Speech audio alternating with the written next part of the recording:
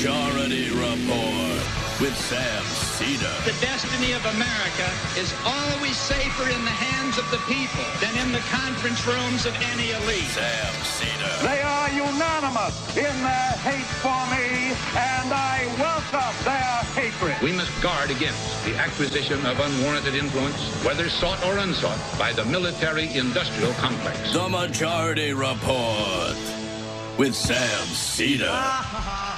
Ever get the feeling you've been cheated?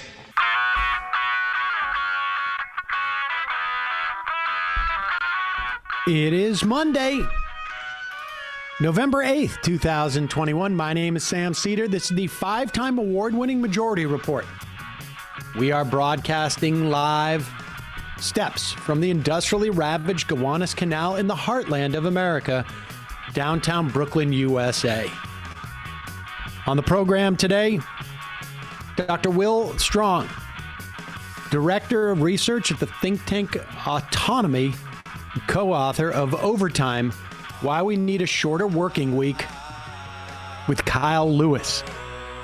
Also on the program today, Friday night, late night, the bipartisan infrastructure bill passes with 19 Republican votes, and the squad voting against it.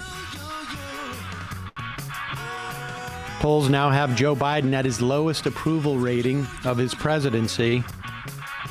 Fifth Circuit temporarily stays the vaccine mandate on big businesses. U.S. eases incoming travel restrictions. And eviction cases begin to surge across the country. Meanwhile, the partisan gap in COVID deaths is growing. Atlanta DA to panel a Trump grand jury for his involvement in the Georgia election. 8 die, hundreds injured, as crowd surged at the Travis Scott Music Festival. Lastly, Project Veritas, subject of an FBI raid. Oh, shocker. All this and more on today's program. Welcome, ladies and gentlemen, to the beginning of this week. Also, welcome, Emma Vigeland, to the beginning of this week. Also known as Monday. Monday is another way of describing it. Or lunes. Or lunes. That's what I call it. Yep, we've got a bunch of that stuff going on. Thanks for joining us. Obviously, Friday night, big news. Late night, essentially Jayapal relented and amidst assurances that it's unclear to me even what the assurances were. Whether it was that they were going to, that the so-called, the corporatists in the Democratic House, assurances that they would, I guess, vote for the Build Back Better bill. We still don't know exactly what that is. And Joe Biden's assurances that he's going to be able to get Joe Manchin and Kristen Sinema on board. That is, as far as I can tell, what Jayapal was betting on. Five members of the squad? Six members of the squad voted against the bill. Alexandria Ocasio-Cortez, Cori Bush, Jamal Bowman, Ilhan Omar, Rashida Tlaib, Ayanna Pressley. And they, their votes were not needed. They probably knew that their votes were not needed. So it's a little bit more of a free vote for them in this instance. However, it's unclear what would happen if Pelosi did not have those 19 Republicans. We'll never know. We should say that there were, by the reporting that we saw from The Intercept and the American Prospect, at least prior to maybe over the course of the late summer and the early fall, there was up to 30 people who were on the record of committing to not voting for the bipartisan bill without the reconciliation bill being brought up simultaneously. And then the biggest thing, I mean, I think I mentioned this a few times on this program, the thing that I feared was going to happen happened. Enough Republicans defected to join to vote for the bipartisan infrastructure. And that would have been that was the smartest way if they wanted to tank the Biden agenda. So they have the ability to do that. I mean, it's all really up to Joe Manchin at this point, because the Senate is going to, the House is going to send the framework back to the Senate. They're going to work out the details based on the CBO score, which is going to be Manchin's new scapegoat, his new hill to die on when it comes to Build Back Better. And that could destroy the entire thing. And it is quite possible that and I'm not taking the deficit seriously on these bills at all, but Joe Manchin is using them as a fig leaf. So aren't some of these other corporatists. It's quite likely that the deficit relative to the bipartisan bill will be larger than the Build Back Better bill. Yes, the reports are it's going to add $250 billion to the deficit. And from what we know of Build Back Better, it's not going to be that. No, but we will see what the final numbers are. Part of this is implicated by what happened in Virginia. Yeah. And so that's a big part of it, both probably for the Republican votes and the Democratic votes. The Republican votes, the moderates, saw that there was an opportunity based upon Virginia. I mean, that's the value of Virginia. It's just simply the narratives that are spun out of it. Whether they are based in any type of reality or not is an open question, but that's the value of it. Tomorrow, we're going to be talking to Daniel Nickanian about some of the school board races that were run across the country, and some of the smaller ones to get a real sense of exactly where voters were on this. But here is Josh Gottheimer,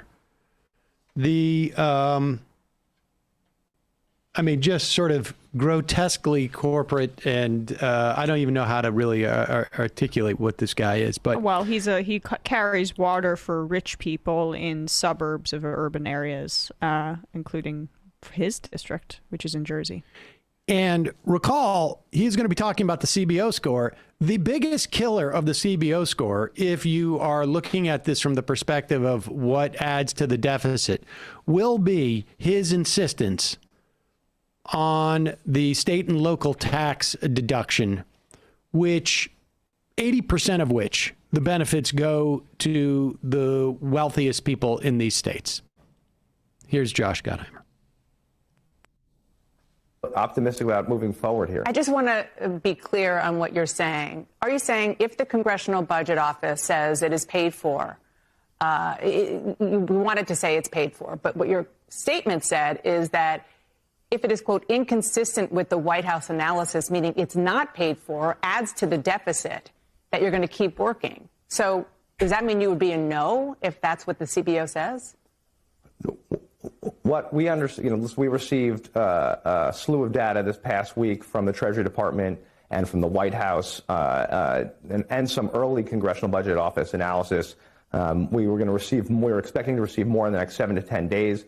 We expect it all to match up with what was presented, and we'll move forward. Okay. That is what I believe will happen. And again, Dan, I think we all agree that the reconciliation package, the Build Back Better legislation, is critically important for our districts like mine. So my expectation will be that we will be moving forward, and we will have another thing to celebrate action, which is really important for the country. They want to see us moving forward for them and fighting for them. Let me ask you that's what I expect will happen. Let me ask you the flip side of that, and just directly, do you need the Congressional Budget Office to say that the bill is paid for in order to vote yes?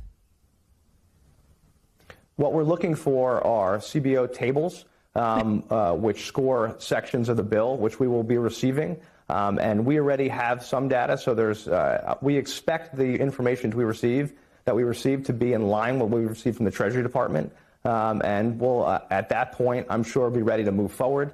But we just want to make sure we get that data and that we're able to align it with what we had received already. Listen, I think what's most important for people to understand is the responsible thing to do when you get a piece of legislation like this is to do a full analysis and to understand the impact on your district and the families in your district. And that's what I'm looking at, to make sure that when we vote for this and give the country this win, that we deliver the way we should deliver. And so there's so much in there that matters for my district, from reinstating SALT and lowering taxes, as I said. Well, let's talk about that. To pre-K. So we want to get this done. Let's talk about reinstating SALT. Progressives are... Yeah. I mean, if he wants things paid for, maybe reinstating SALT isn't the best idea. Right. But he doesn't care. He's not going to care about what the CBO score says. The CBO score is going to be for Manchin and Manchin only. Manchin's going to be the one that obsesses over this. As long as SALT is back in the bill, Gottheimer's fine. He has the one thing that he wants to deliver to the campaign donors that got him to where he is right now in northern New Jersey, and that is SALT. They want the state and local tax deduction back for themselves, and he's going to do that by hook or by crook. I want a politician who doesn't need a slew of data to make decisions about these sorts of things. And I just thought... Just need the data tables. No, need the tables. CBO tables, right? But that's how our democracy is founded. That's the thread that holds us together. But a slew, a place of muck or mire that gets you bogged down. I mean, well, this has always been... But this is... I mean, he doesn't care about the data. I mean, this has always been the same. This is the next iteration, because it doesn't have the sort of the power that it used to. The next iteration of we can't do this because of the deficit.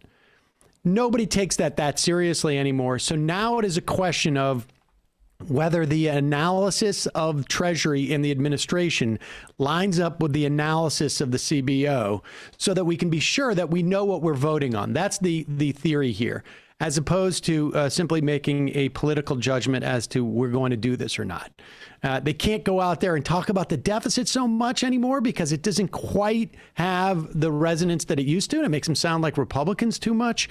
So they're going to be making it now about things don't add up. And that's but we will know, we should theoretically know by by Thanksgiving, but I don't know how many times we said that, maybe 1 million times before. Folks, we've got a couple of sponsors today. First is, I'm not going to lie, last night, overindulged a little bit, had dinner with my friend and a couple of friends. And Chuck Schumer and Nancy Pelosi, Chuck Schumer. We sat around. No, it's, Benjamin. And overindulged. As soon as I got home, pack with a liquid IV. That's the way I roll. Of course, I've got this morning too. But yes. Last night was a special occasion that I had it not two packets during the course of the show.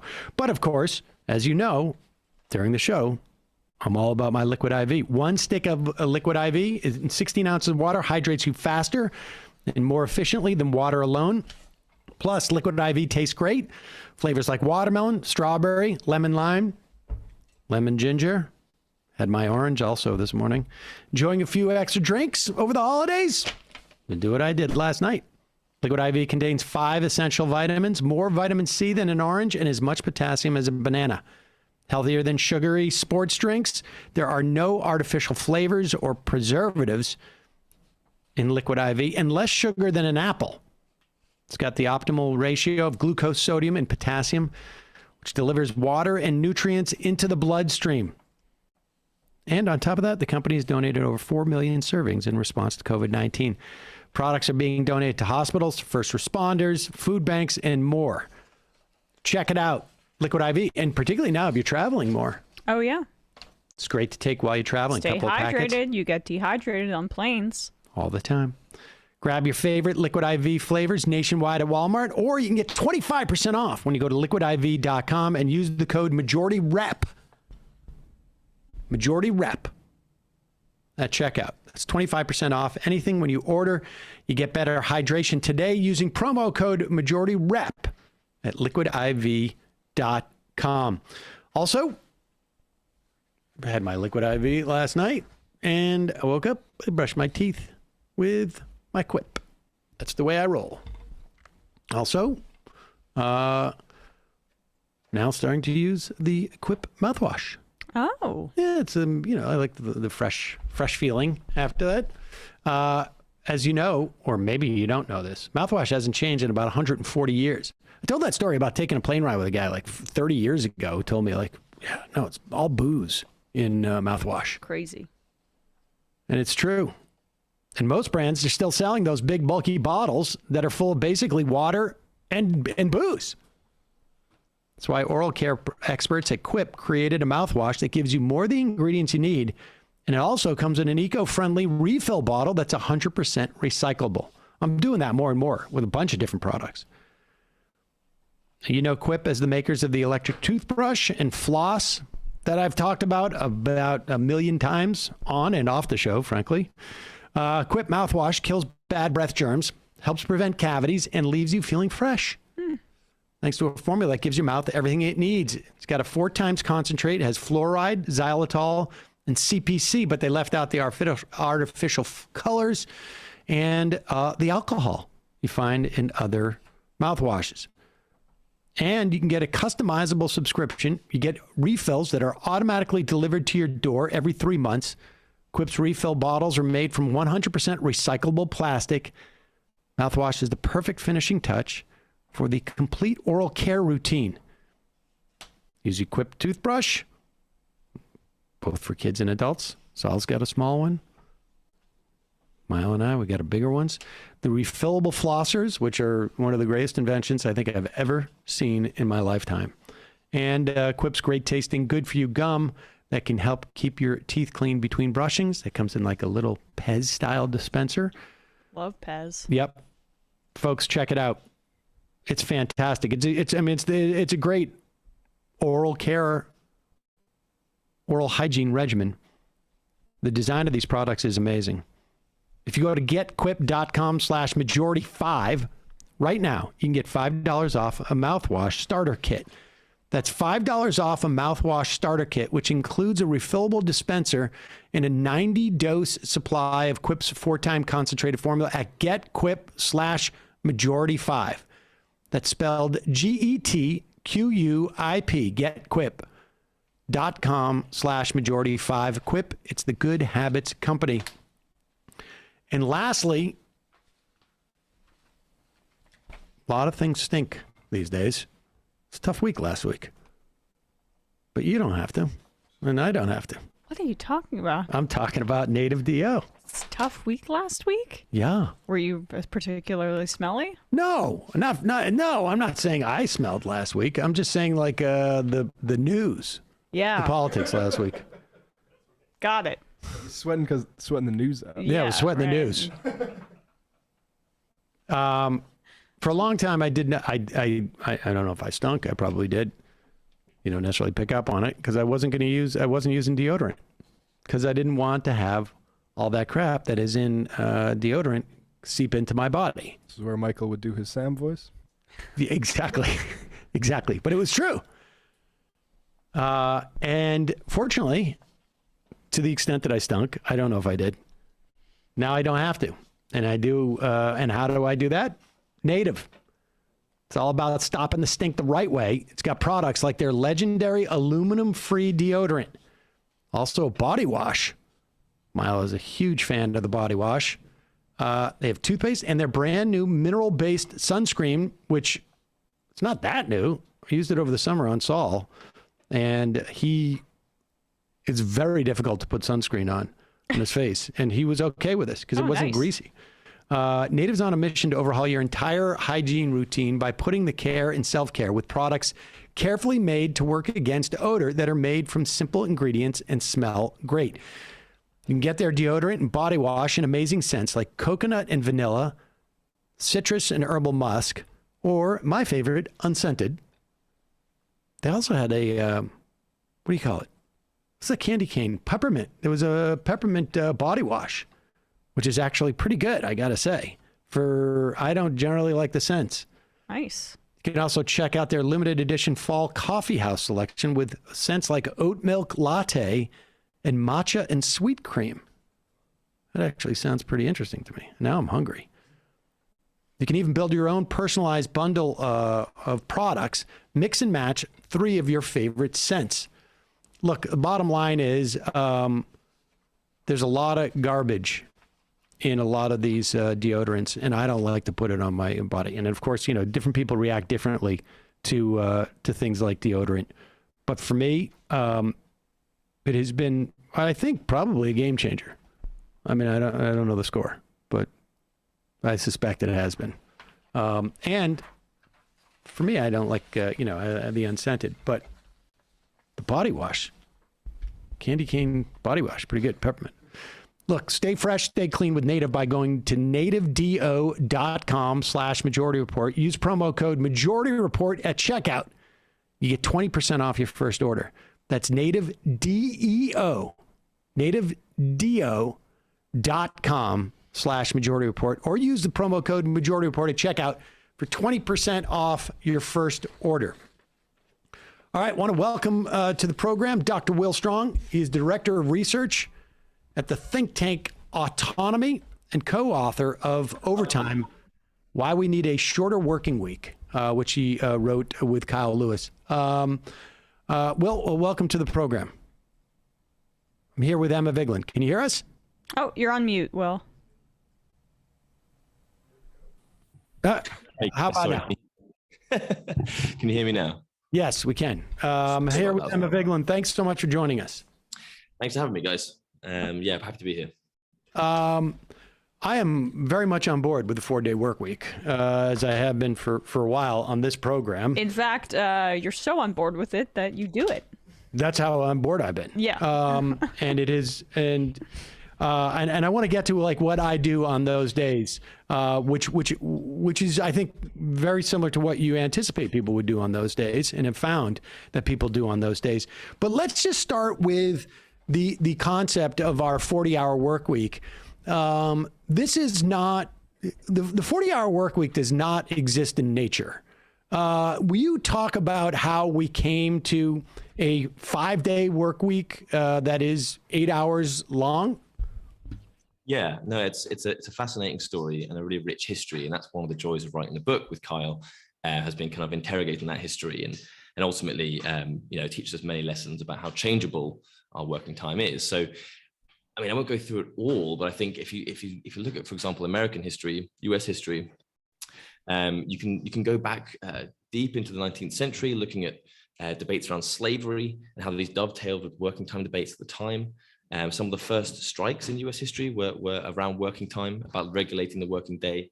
Of course, we've gone from 70, 60-hour weeks right through. So the early part of the 20th century, you see kind of labor trade unions really taking up this fight and kind of taking it to politicians, basically. And ultimately, when it gets to the not the Green New Deal, the New Deal, just in the 1930s, there you have Frances Perkins, who works in Roosevelt's office, and she's deeply connected to the trade union movement, and she puts working time right on the agenda. And you get the I think it's the Fair Labor Standards Act, where basically working time is limited to, I think, 44 hours to begin with, and down to 40. So these kind of movements, moving from huge drops in working hours from 60 to 44 and then ultimately 40 in just a few decades, shows that the malleability of our working time. And the same happened here in the UK. That it was roughly after World War II that you have trade unions around construction and mining demanding restrictions on working hours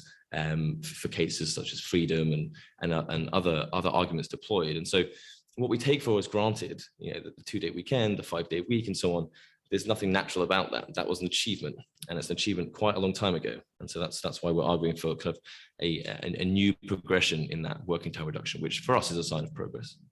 I learned from your book that it was in the mid 1800s in Australia, where I guess the first sort of organized a demand for a shortened work week existed. What is your sense of the relationship between it being adopted in one country and another? I mean, and do you think, as a subsidiary question to that the the labor union has stronger or weaker international ties. I mean, I just want to get this, I want to go through obviously the value of and the implications of shortening the work week, but I want to get a sense of just like how in the past this has, we've seen these changes spread internationally and whether that is something that we can anticipate happening, in the future.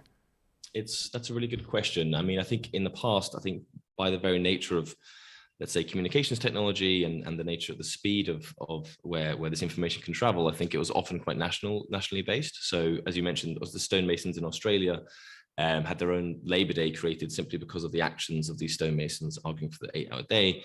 The US had its own particular context, civil war and so on, where some of these arguments were progressing. And here in the UK, similarly, World War I was a big catalyst here in the UK. I think as things stand now, in terms of the current situation, international precedents and examples are incredibly important.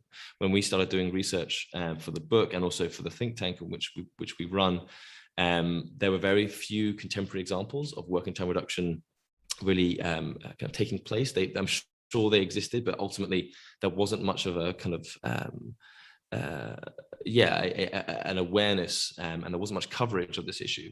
And over the last 5 years, I think everyone now has heard of, for example, the Iceland trial that's just been happening over the last 5 years. We've all heard of experiments in Sweden. Now Spain has taken it to their national government. It's really accelerating the pace of this discussion internationally. And trade unions, for example, here in the UK, who we work with, often it's not just an idea coming from someone on the shop floor, on the branch, even though working time's always been part of trade union agendas. Often it's someone seeing something happening elsewhere and saying, hang on a second, working time is being reduced in that area. What about the 4-day week? I've heard about it in the media and so on. So it's a really interesting set of feedback loops internationally, as well as through the national press as well. So I mean, I from my perspective and my current work, it's huge having this international relationship. I'm going to refute your assertion that people know about Iceland, frankly, because I don't think we don't hear about that nearly at all, I think, in this country. And I'm going to ask you to actually talk about that experiment in a moment. But give us a sense of like what we're talking about here. Why 4 days as opposed to 3 days? Why 4 days as opposed to 4.5 days? I mean, what is it? Is there something specific about 32 hours, or is it simply what has been tried, and in the same way that there was nothing necessarily specific about 40 hours? Yeah, I think there's a combination here of strategic purposes as well as feasibility in the shorter term. So I think, for example, at Autonomy, the think tank, which I'm the director of research, we talk about the shorter working week because we think working time reduction is the broader frame which we should be talking for campaign usage, like in the 4-day week campaign in the UK or the 4-day week campaign in Spain and in the US, it's growing as well. The 4-day week is a good slogan. We all know about the 5-day week. What does a 4-day week mean? It does what it says on the tin, basically, thinking about adding an extra day to the weekend and so on. So there's a strategic use for it. The shorter working week doesn't roll off the tongue. At the same time, and when we talk to firms who are making that shift, if you're used to running a business at 5 days or at 40 hours, taking a jump down to 3 days a week, which might sound desirable, is quite a big leap. So there's also a kind of feasibility element to this, where we know, for example, there's lots of elasticity in the way that your working day works, and many occupations can move to shorter working weeks, but it will have to be gradual, as it was in the past as well. So it's a mixture of a kind of strategic campaign demand, which is very simple and bold, but also one which many firms can carry out immediately, irrespective of like a campaign pushing it towards. And I think we shouldn't forget that let's say capital isn't one big homogenous blob. We should really encourage firms who are moving in that direction to do so. So 4-day week is feasible. Well, what's the problem that this is going to solve? I mean, aside from I know for me personally, I get a lot of administrative stuff done, both life administrative stuff, but also in terms of, frankly, of the show. But so I mean, I'm not technically, not working at all, but that day I have a lot more flexibility in terms of where I dedicate those resources. But what is the broader argument in terms of A, what it would do for quality of life, but B, also what it would do for empowerment of labor? And we should say the idea here is no loss of pay. Mm-hmm.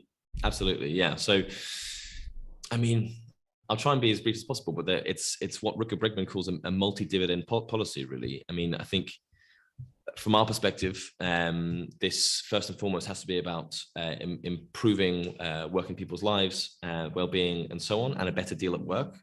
So I guess the broader frame here is we've had decades of the withering away of working conditions, the increase, the kind of slow increase of overtime in the UK, for example. I'm sure it's the same in the US. Overtime is a huge issue.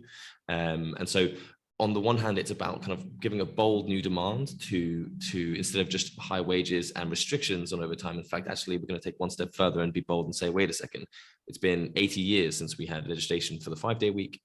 We've had an increasingly productive economy. Where has that been distributed to? Well, it hasn't been coming down to the workers broadly in the last 30 years.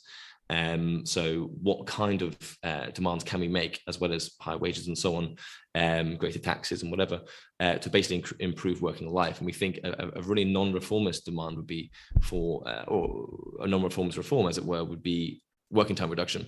The weekend, it's been very hard for people to erode the weekend, for politicians and so on to erode the weekend. It's happening, but nonetheless, if you create a 3-day weekend as a new cultural standard, I think that would be really significant. So on the one hand, that's why it's an important strategic demand, and one which will be just hugely transformative for the way that our economies work at the shop floor level. And a couple of other things I'll just rattle off. I mean, the research on the environmental impacts is pretty robust, and we've done our part to try and help that case. I'm sorry, I want to get into that, but I want to stay for a moment on this, on what we're talking about in terms of productivity, because we know in this country, just in terms of relative to the minimum wage, let's say, that if there has been such an increase in productivity by workers over the course of the past 60 years, let's say, that if the minimum wage was to have kept pace with productivity, it would be $18, $19 more than it is now, going from like $7.25 to like mid-20s. In terms of an hourly wage. So this money has gone somewhere, and it has not gone to workers. And so, and as the productivity increases, right, that creates a certain amount of, theoretically, of slack in the labor market, which then diminishes the power of labor to drive up wages. And so this, by shortening the work week, we're empowering workers both on a wage basis, in addition to all the other benefits that we'll talk about in a minute. But I want to talk about this dynamic of wealth inequality, which has grown exponentially, and how this will impact that. Yeah, well, precisely. I mean, you've pretty much said it. I think by increasing the per hour wage, by reducing time, you effectively are, you're increasing workers per hour pay. You allow for a tightening of the labor market in favor of workers, effectively increasing a certain scarcity of labor, and therefore forcing employers who have we know they have the cash, we know they have the income to increase employment, for example. I think there's a role to be played by the state, of course, in terms of employment. Public sector employment is huge as well. But yes, effectively, working time reduction is a tool for increasing basically worker voice, allowing a greater control over how much a surplus that employers can draw on, basically. And that's why it's so important. And traditionally, that's why it has been demanded, but particularly tied with productivity gains. This is, new machinery in the workplace. How is that it's going to speed up our life, going to make our work more intense, and so on. And the demand was basically that time should be distributed amongst ourselves. I mean, what I think some of the stories which we didn't actually include in the book, for example, early organized labor actions in the US, for example, when it was only the boss who had a timepiece and a watch or a clock or whatever, and basically they would add half an hour on. They'd kind of lie to their workers and say, okay, actually it's still half an hour left and so on. And so in this one particular town, I forget which one, it's in a book I can recommend. The workers built a giant clock in the middle of the town to say that's the time. Like, you can't fool us with your fake or kind of dodgy clock. That's the time by which we work. And so I think, yeah, I mean, it's by controlling that time, by having limits on when we work. It's always been about collective worker power as well as individual choice. How do you? There's just so many different tiers to how workers get time off in specifically in America. Right now we're seeing the Kellogg strikers, many of whom said that they were working over 100 days in a row. So like the weekend even of itself is a aspiration for a lot of workers in America. A lot of workers just don't have a weekend. So I'm just curious how you approach that particular part of the workforce where a 2-day weekend is already pretty far out of reach in the late stage capitalist way that we're operating here in the United States, for example. And then also, of course, in countries that we exploit in global capitalism on a daily basis. Yeah, I mean, absolutely. I think it's obviously tragic that people can work 100 days in a row. In the UK, there was a great study by the TUC here on 12% of workers surveyed said they worked 7 days, for example. I think working time it's not, I don't want to reduce the issue of working time simply to a 4-day week demand or to a certain set of workers. I think working time is an issue for literally all workers within a capitalist economy, when time is money and productive time is incredibly valuable. So there was always a disposition, there's always a pressure on workers to keep working, give us your overtime and so on. So absolutely. I think regulation is basically the way, and the demands from the workforce itself. I also don't want to make the 4-day week to be a silver bullet, basically. I mean, I don't think you could, any demand or any policy is going to sort out labor markets. I do think it can speak to a number of issues, including holiday, maternity leave, sick pay, and so on. Like, time away from work is if you look at the list of demands of trade unions throughout history, about 15 or 20 of them are basically to do with working time in some way, holiday, maternity leave, and so on. So I think it's only a good thing, this discussion of radically transforming the way that we work and how long we work for. I think that actually can lift a number of other demands with it. I would say, in contrast to just more holiday, I would say that regular time off is slightly qualitatively different. I think even just on the issue of burnout, I think we all recognize that 2 weeks holiday is great, for example, really like transformative, but then once you're back at work, It's the grind again. Regular time off, as has been shown in some studies, is actually really significant. So I think there is something different about other ways of taking time off and the shorter working week. But I take your point that basically some kinds of workers aren't even at the level where they can restrict their working week to 5 days. They are just worked off their feet. I would also refute the idea of a 2-week vacation. What is that? Yeah, sorry, it's much worse in the US than it is. Yeah, well, a 2-week vacation. I know. Well, let's talk. Let's start with that. The experiment in Iceland, because I don't think there's wide awareness of that experiment. What is that? What was the nature of the experiment, and what has it shown? Yeah, so sorry for being presumptuous. Basically, there was a 5-year trial across 200 different public sector organizations, about 2,000 employees in Iceland. And that's about 1% of the entire workforce. It's a small country. And there were all sorts of different services involved, childcare services, even police stations, but generally administrative work, public administration. And across 5 years, different workplaces reduced their working week without losing any pay by a certain amount of time. So some organizations, it was only an hour, some it was 4 hours. And now that doesn't seem much, but it reduced their working week to often around about 35 hours. And that was across a 5-year period. And basically this was tracked and evaluated quite a granular level. And so we managed to publish the results of that. It was kind of done in conjunction with trade unions. And obviously the results might be as you'd expect. Basically, all the workers, even those only taking an hour, 2 hours off a week, thought it was great. Generally, organizational performance was basically as good, if not better than before.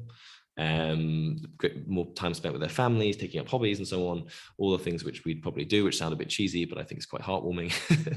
And effectively what's happened after that, and this is the best thing I think, what's happened after the trial, evaluated and so on, was that trade unions then organized new contracts for not just the public sector employees who took on the trial, but also wider private sector as well. So now 86% of the country's workforce now has new contracts, either directly with shorter working hours or with new mechanisms by which they can negotiate shorter working hours in the future. So it's a really significant and great example of there being a trial and then trade unions building on that and establishing a new norm across the country. And that's about 170,000 people of a 200-something thousand workforce. So it's a small absolute number, but quite a high relative number. I mean, imagine if 86% of the US workforce had new shorter working hours contracts. And we should say, theoretically, when you're talking about smaller enterprises, right, the margin of error is less. You're talking about a smaller country. The margin of error theoretically would be less in terms of what it does for the productivity of that country. I mean, I would imagine in this country, we have a lot more redundancy than you would in there's a lot less redundancy in this enterprise than there is in like, a TV show on a cable news place. So I would imagine if there was to be a drop off in productivity, that you would see that. Now, with that said, and maybe this is sort of getting ahead of ourselves a little bit, but like, is there value in pitching it in that way? I mean, is this about? Is there value in, or what is the value, I guess I should say, in pitching to the capitalists that like, hey, this is you could see an uptick in productivity. You will have less training of workers because there'll be less burnout. I mean, as opposed to making it a demand in terms of worker power. Yeah, so I think it's a good question. You're always speaking to slightly different audiences. I think it's what I found in my experience so far is that it's incredibly useful to have precedents established across different aspects of the economy. So different companies moving toward. I don't think we should sniff at companies providing shorter working weeks, decent working conditions for workers in general. And these precedents are incredibly useful because to some extent, this idea needs to, in its kind of, let's say, the sharp, jagged edges of the future coming through, there needs to be instantiations of this idea. And as much as we don't want to necessarily use simply like decent business standards as examples, it's so up until now we've just been using this one Swedish care home, for example, with the Gothenburg example, where they reduced the working week and so on. Now we have a whole plethora of forms of industry using shorter working hours for the purposes you just mentioned, whether it's productivity increases, staff well-being, and so on. I think my favorite frame is not necessarily to say this is a business strategy, although I think it is. I think the most important thing is that as this idea gets bigger, as it becomes more and more mainstream, and the examples like the Iceland's trial and so on are important. I think it's important that it gets steered in the direction of this is about giving more time to workers without a loss in pay. It's empowering and basically will benefit the vast majority of the population, and businesses can adapt. It's not an impossible idea. And I think the idea of getting rid of the impossibility of it is incredibly important as we move to actually making it a reality. And so for me, as the trade union movement wakes up to this, they have a whole range of arguments and angles to take to each of their employers that they're dealing with. And it's not just one which says, we just want this. There's a whole range of things you can talk about. And I think that's basically really powerful. I don't think it's a negative thing, even though it perhaps shouldn't be front and center. Tell us about the benefits from an environmental standpoint that have been found. Again, I guess, these are second order on some level, but one would not necessarily anticipate that there would be environmental benefits. Yeah, I mean, it's funny because I used to consider them second order, absolutely, and I think But in this particular moment, as COP's going on, it becomes slightly less second order to discuss the environmental benefits of a policy.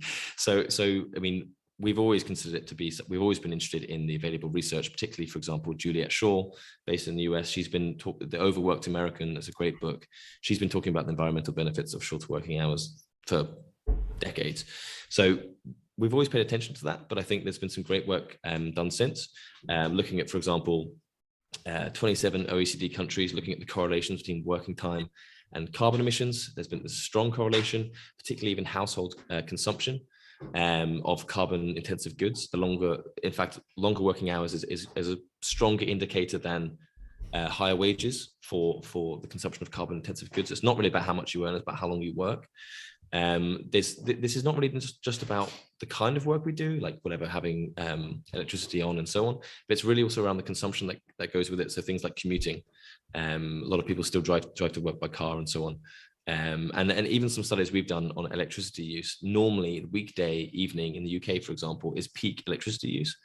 On the weekends and on bank holidays, much greater reduction in electricity use. Kind of makes sense. You might be outside the house and so on. So what we're looking at here is basically quite a double win, let's say, for greater well-being, time away from work, but also one which can help reduce our carbon footprints in a range of ways. And I think ultimately, what we try to make the case in the book for is that the current debates around the climate, Green New Deal, degrowth, post-growth, and so on, not always is there a kind of a question about how we transform the way we work. Often we either assume an industrial model just scaled down, or we don't really talk about it. But I think working time reduction, a key demand of workers' movements for centuries, really has to be there. It gives a kind of what we call a key ingredient for green movements, a bit of hope about the way that our work will be changed. A bit of, Kate Soper talks about hedonism, kind of green hedonism. How can we, feel like it's not just going to be austerity but sustainable? We want to make sure that people feel that actually, it's going to be great because we're going to have shorter working weeks and we're going to be able to have a livable planet. That's what we think. And much of that saving that you're talking about in terms of like carbon reduction would be from those sectors of business that are more production oriented as opposed to service, right? Because I mean, I have a hotel, I have a 4-day work week. I'm still going to have people come in on that 5th day. It's just going to be different people, right? I mean, that's basically it. Yeah, that's true. But I guess precisely. So for example, if you shut up shop and you're a manufacturing or construction company, if you shut up shop on the 5th day, that's going to be a big saving compared to a hotel which cannot do that. Absolutely. But I think it's as Juliet Shaw's studies have shown, it's also about it's about the consumption that comes around the workplace, the kind of work as well. I mean, let's be realistic. We're going to try and green these industries, try and some industries are going to have to be scaled down and so on. But in terms of, for example, commuting, carbon intensive goods, like, we all know what it's like to get home from work and you order a delivery, or you are using bottled water. All these kinds of goods are very, very highly correlated to a very work-centered lifestyle. And so it's a bit of both. It's not just about scaling down certain industries, it's also around kind of the whole carbon economy of how we live when we work a lot. You also make the argument that it is a shorter work week is about some measure of gender equality as well. Yeah, absolutely. I think we can boil that down into kind of two arguments, really. One is, and we emphasize this a great deal, by delving into some kind of to a lot of feminist debates from the 1970s onwards, 60s onwards, really, is really about the sheer amount of time that women work versus men, and that's including the unpaid labor of the home. So things like childcare responsibilities, food preparation, cleaning, and so on. It still falls on women to do that kind of work, even though we've seen a much greater participation in the formal labor market. So you have what's called the second shift. And so the first argument is to say, well, actually, if we talk about the kind of net amount that men and women work a lot more. And so working time reduction, even in the formal economy, is of great interest to them, mainly because you also have the knock-on effect of allowing for a greater sharing of those responsibilities if both men and women are working less in the formal labor market. That's one argument, which I think is important to make. Although we must admit that the culture change around the division of labor is not just going to be solved by giving people more time, but it'll be greatly enhanced.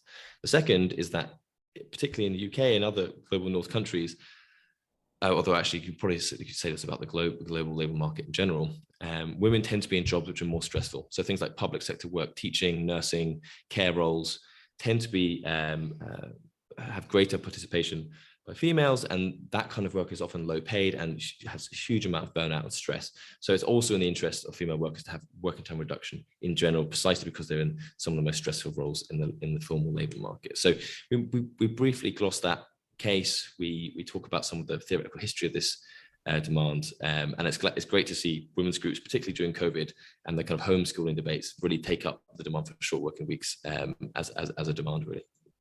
Let's just talk briefly about, I mean, it seems to me there's two major obstacles to doing this. One is sort of the political will, and I guess the desire for the capitalist class to not empower workers because it's going to cost them at one point or another. But before we get to that, let's just talk about some of the practical things. Like, how do you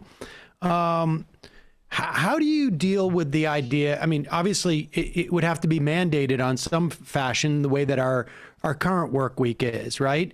How do you prevent some firms from bringing in a second shift, or does that matter at that point? In terms of one firm trying to be more competitive than another. So I own a widget shop and I do 4-day a week, and I'm able to squeeze in, production out of those four days. Is there a scenario where other firms will, I don't know, try and get out ahead, or is it just going to be statutorily, I guess, prevented from doing so?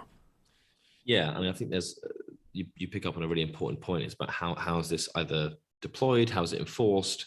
Who are the actors involved? Where's the pressure coming from? We do make the point throughout the book that this needs to be taken up by the labour movement, and we're happy to see that it is. In, for example, the CWU here in the UK, Forza in Ireland, other trade unions, for example, IG Metall in Germany. So it's absolutely, we think basically without pressure from at the shop floor level and around a collective bargaining unit like a trade union, the shorter working week won't be able to, or the 4-day week won't be able to be sedimented in a way and enforced in the way that it basically needs to, as in the past when trade unions have won the shorter working week. So it's not simply relying on the goodwill of businesses. It's not, it can't simply be kind of an expectation given by policymakers, given by government, and allowing the private sector to kind of do it or not do it. It has to have that pressure, and that's why, I think while it's important to look at the precedents and the currently existing first movers of employers who are doing it off their own back, I don't think we'll get there by one employer at a time, basically. I think it's going to have to be off the back of that kind of struggle, as it has been in the past. So I think when it comes to, there will be those issues for those first movers if they're doing shorter working weeks, the competitors aren't. Even though there will be productivity gains, even though there will be certain advantages for recruitment and retention and so on, those issues will potentially be there. We haven't seen them yet in the kind of the first mover companies that we're working with. But I think ultimately that's not really the strategy. I think the strategy is widespread pressure from social campaigns and trade unions, and politicians recognizing this is what the kind of labor market that should be the case for all of the reasons we've mentioned, environmental and also kind of greater democracy and so on. That's how it's going to be implemented at a scale. So yeah, I don't think it should be up to individual competitive capital units. Is there a fear that, one of the things that occurs to me is that, particularly in, various cities around this country, it's not inconceivable to me to see something like where you have a 4-day work week, and then all of a sudden everybody jumps into like these gig economy things on the 5th day. What is there a way to inhibit that, or is there a concern about what that will do in terms of just like making that gig economy as exploitative as it is now with the 5-day work week, right? Yeah. But with I wonder, a 4-day work week is just going to sort of drive down. It's going to be a race to the bottom on that 5th day for people, or maybe it won't be. I mean, I don't know. I mean, I think Emma makes an important point that there are already a lot of people doing second jobs because they simply can't afford to just do the normal 9 to 5. And a shorter working week with the same pay won't necessarily change that. They'll just have more time, which is actually probably a good thing in general. I don't think it will make the gig economy worse. I think there's every possibility that yes, on the 5th day you might, carry out an extra work because you want some more money and you didn't mind working the 5th day. What's important is that you have that option now, and so a lot of the workforce still will actually take that day off. Free time is an important resource. People really value it, and that would be significant if you can have a huge chunk of the labor market effectively really seeing the benefits of a 3-day weekend. For the gig economy, that needs much greater regulation, trade union power, enforcement, and so on. That's the case, and I think we should all get behind. In many cases, companies like Uber and so on don't make any money. They're just bad companies. They're just backed by a lot of venture capital. They don't make a profit. Maybe we shouldn't be allowing for these companies, which are basically failed companies, allow them to dominate certain markets. For example, that's a slightly different conversation to the shorter working week, which I think we shouldn't, just because some workers can't afford to have a normal job without having an extra job. I think that's a tragedy, but something which a shorter working week will make better, if anything, by giving people more time. All right. So lastly, what, in terms of the political strategy in this country, where I don't hear unions pushing that as much as they may be doing in Europe, what? It almost just seems so out of reach here that in terms of realistic gains for them, it's a little harder, I would imagine, in the United States. Yeah, at one point in our old office, we had, I think it was someone from, I can't remember if he was Danish or Swedish, came to visit the show. I think he was a journalist. And we were talking about the idea of the working poor in this country. And he said, we don't. What's that? What is that? We don't have that. And it was like talking to someone from the future or something. And on some level, there's a, and I think maybe, because we don't have the physical proximity to Iceland and certainly the inclination by our media, to promote those type of ideas, that it does seem sort of that much more far away. But from your vantage point, do you see any green shoots, as it were, in terms of this, this push in this country? For sure, there's already brewing. I think it's going to build much faster. The US's own 4-day week campaign, which I think they're doing a lot of the groundwork for now. I won't say much about it. I'm not directly involved, but I know it's a much more kind of fully orchestrated social campaign is coming on its own. I hope it dovetails and links up with the trade union movement. That's TBC, but I'm fairly hopeful. I think there's a general discussion globally. I think the US, is seeing these widespread strikes. There's a global discussion, a kind of almost a ripple effect from 2008, but particularly accelerated by COVID, around not going back to the old normal, basically, and changing how we do things, because things weren't working before, and COVID laid that bare, basically. And I think part of the discussion of what the new world of work should be, of how we value people, how we value certain kinds of work, should and is starting to include questions of working conditions, and within that, what good work means. And I think what good work means, it should always be emphasized as enough time for yourself, enough time for a good life. Now that seems almost impossible in the US's and indeed a lot of the UK's economy, simply because of the withering of all these things we've been talking about. Nonetheless, globally, particularly US and UK, labor shortages are being turned into certain wins for workers. £15 wage is now being won by lorry drivers in the UK, for example. And we've just done some polling on what would workers in key industries where a lot of them are leaving, what would keep them in long term. And they say good work-life balance, higher wages, and decent working conditions. I think and I would encourage, I'm not sure, I hope some trade unionists are listening in the US, once you get this on the table and you show that actually it's something that can be fought for and won, and there's plenty of research and precedents now, please look out there.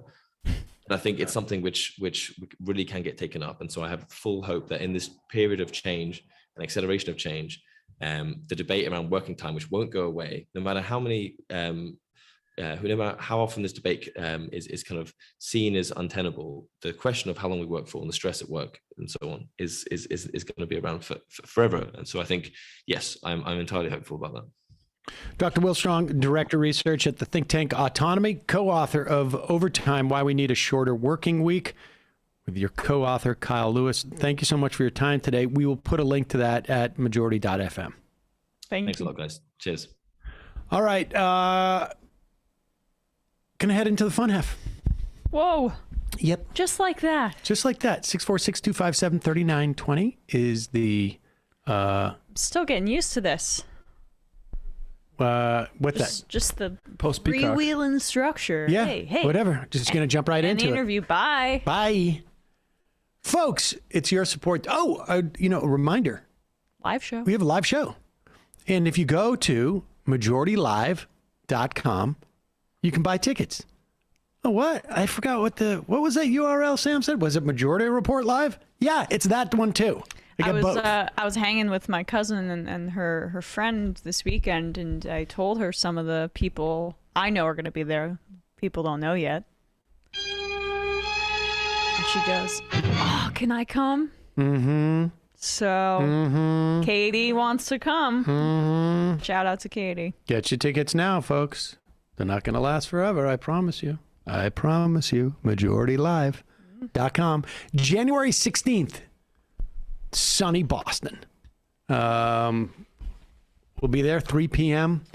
Give you time to travel in and travel out if you want. I think that we confirmed that that's Martin Luther King. It is. Okay, so you also hopefully you have Monday off. What better city than to celebrate Martin Luther King than Boston? Jeez. And after that, we'll go on the Freedom Trail, right? Yeah. Well. Yeah. That's actually the Freedom Trail is very close to Will. I actually am going to do that. I'm excited to do that because that's in. I know about that from the video game Fallout. Matt, is this the first time you've ever been to Boston? I've never been to Boston. I've been to Seriously? Salem. Been to Salem, but not Boston. And Matt has bought all sorts of Cheers paraphernalia because he wants to go to the Cheers pub. Matt, you are the Freedom Trail's nightmare customer. Yeah, I'm gonna ask some questions. You're gonna they're gonna be dude, acting. Could you just keep it down, please? We're trying to do something here, and you keep asking all these questions. That's how you get the John Adams guy to break characters. Exactly. When you talk about global capitalism. How did Adams feel about democracy, popular democracy? All right, yeah, whatever. Did you go to Cheers? Did you go to Quincy Market? All right. Go to Quincy Market. All right. Ask somebody at the information booth. That's going to be a part of the Majority Report immersive experience. We're just going to take the whole Will Bethesda, I can't do the accent, out on the Freedom Trail, and then Matt can do a real history of the United States. We're all going to go on a big one of those duck boats, the amphibious duck boats. You drive right into the what's the name of the river? Is it I can't even remember this. I can't remember what the. Can you take an amphibious vehicle into Walden Pond? You cannot. No. Oh, shoot. Yeah. You can go swimming, but lame. That's about it. Swimming in a pond? Yeah. All right. Of course. It depends on the size of the pond. On a jet ski. Yeah. What accent was that? That was my voice. Oh, all right. Folks, again, Majority Live. Check it out. Also, you can become a member of the show. Go to jointhemajorityreport.com. Support this show. Get extra content. And the AM Quickie. Blowing up the Charles River. Oh, my God. I can't believe I forgot about it. That's where the regatta was. The head of the Charles. You see the regatta with the guys driving those thin boats. With the rowers. I wonder which Charles that's named after, if that's the one that got his head cut off or the second one. It doesn't matter. It don't matter. Probably both. Probably. Go check out the regatta. I think that probably just happened, actually. amquickie.com. Sign up for our newsletter. Check it out. Matt, what's happening in the Matt Leckian media universe? Yeah, busy weekend in the Matt Leck media universe. First of all, Leckian. What did I say? Leck. Oh, yeah, Matt Leckian media universe. We had think tank, me and Griscom. We talked about among other things, a lot of Discord questions, but Raja Bell commenting on the Phoenix Suns owner case and how it's kind of just that's what ownership means, is abusing the people that work underneath you. And also, can I get a fanfare, actually, Sam? Oh, this is exciting. I didn't know about any of this. Episode 40 of Literary Hangover is now live. 2 hours and 43 minutes on The Adventures of Colonel Daniel Boone by John Filson. The original, the seminal text in the myth of Daniel Boone, where it says how he conquered the natives of Kentucky and lived to bear the fruits of his labor there. But we actually go into the reality, which is he left Kentucky indebted and hating the place and vowing to never come back because it was taken over by lawyers. So it's kind of myth versus reality on Daniel Boone. I'm really excited about this episode. If you haven't heard Literary Hangover, this is a good one to jump in at. I am psyched because I was a kid. I used to watch that show all the time. Yeah. Apparently, well, one thing about that. My understanding is that Daniel Boone was a man. He was. A big man. No, I think you're thinking about Paul Bunyan. No. Daniel, I'm pretty sure the song goes Daniel. Let's Google this. Are you trying to the you're saying song? his size, his physical size? I'm just singing that. I was actually starting to actually just say the theme song. Why don't you sing? Oh, no. Yeah, we can go for that. Yeah, pass on that one. Yeah, well, maybe at the live show. He was pretty decently sized. I want to check that out. I almost feel like we should have gotten a fanfare for your request of a fanfare, because that was in and of itself. That's the first time you've ever done that. Yep. Well, big 4-0. There you go. We got to find a way for me to access the soundboard over here. No. You're not in on Thursdays. No. And so sometimes on Thursdays people request a shofar. Yeah, we'll turn it like this and then get a long stick. Yeah, right. We'll figure out something. That's Folks, 646-257-3920. See you in the fun half.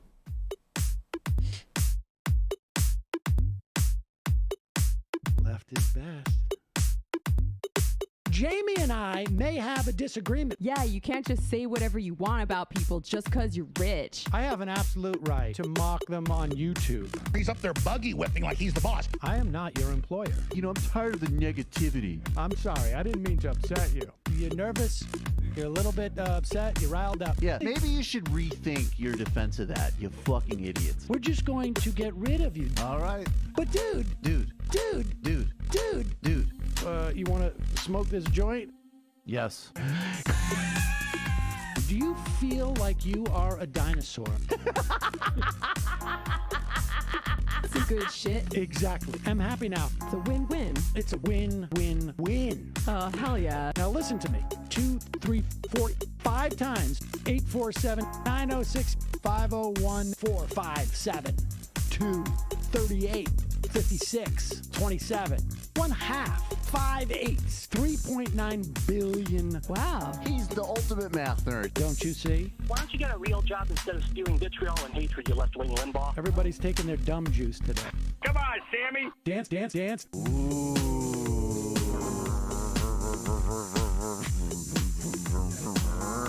Rand Paul. I had my first post-coital scene with a woman. I'm hoping to add more moves to my repertoire. All I have is the dip and the swirl. Fine, we can double dip. Yes, this is a perfect moment. No.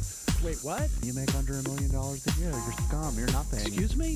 Fuck you, you fucking liberal elite. I think you belong in jail. Thank you for saying that, Sam. You're a horrible, despicable person. All right, gonna take a quick break. I want to take a moment to talk to some of the libertarians out there. Take whatever vehicle you want to drive to the library. What you're talking about is jibber jabber. Classic. I'm feeling more chill already. Good. Donald Trump can kiss all of our asses. Hey, Sam. Hey, Andy. You guys ready to do some evil? Hitler was such an idiot. That guy might be a Nazi. Agree. No. Death to America. Do. Yes. Wow. Wow, that's weird. No way! Unbelievable. This guy's got a really good hook. Throw our hands up. Ooh. Wow. But Sam, I Gotta get off. No worries. Let's. I want to just flesh this out a little bit. I mean, look, it's a free speech issue. If you don't like me... Hey, shut up. Thank you for calling into the Majority Report. Sam will be with you shortly.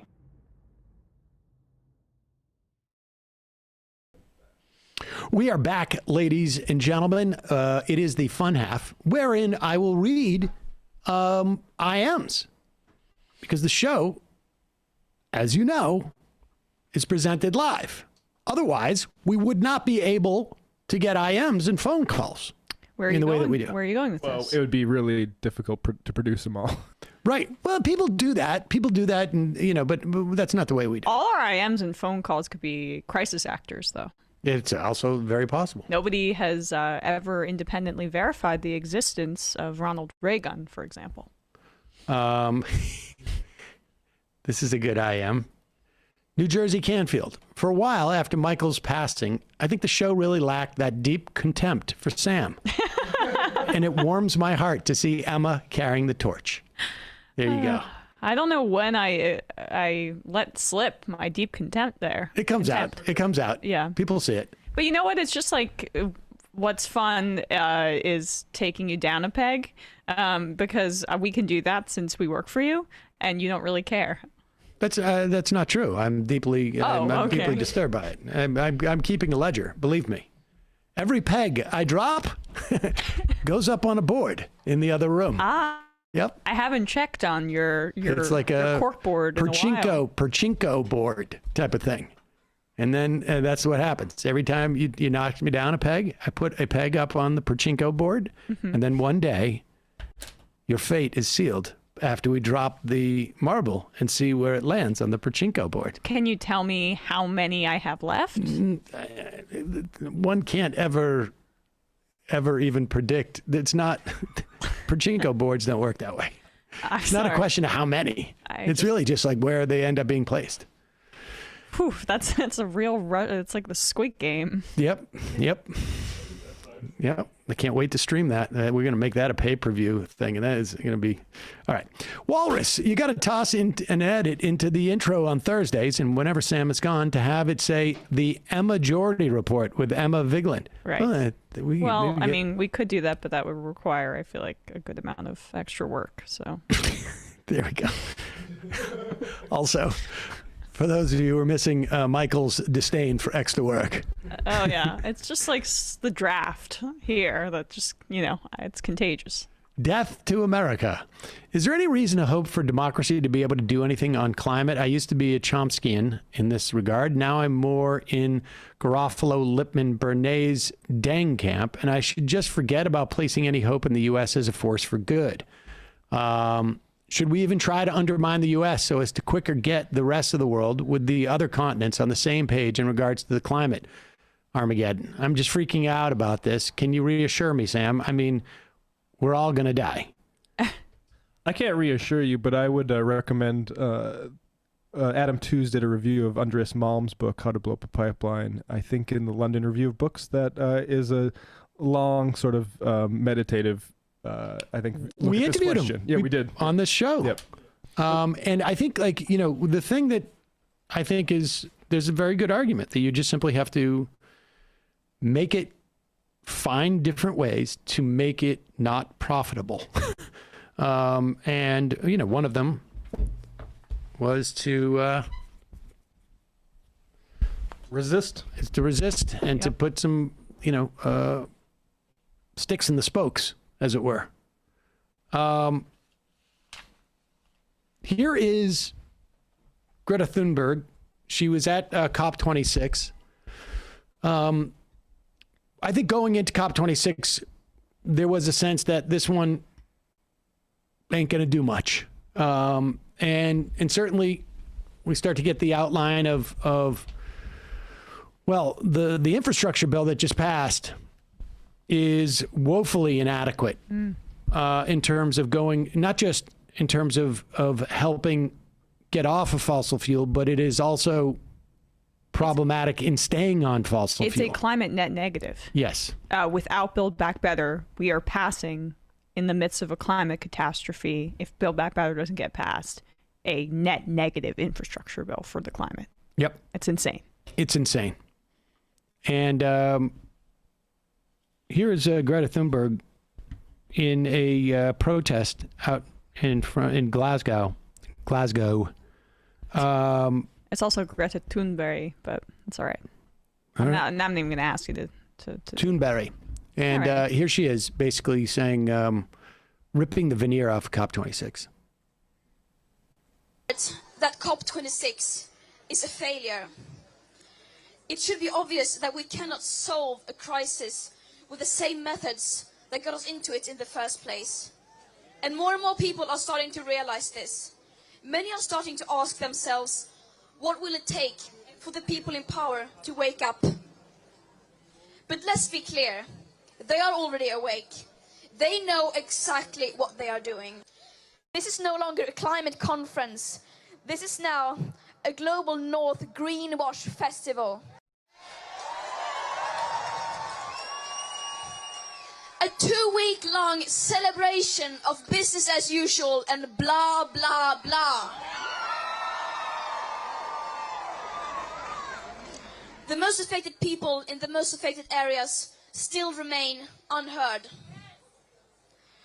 And the voices of future generations are drowning in their greenwash and empty words and promises. But the facts do not lie. And we know that our emperors are naked. To stay below the target set in the Paris Agreement and thereby minimizing the risk of setting off irreversible chain reactions beyond human control, we need immediate, drastic, annual emission cuts unlike anything the world has ever seen.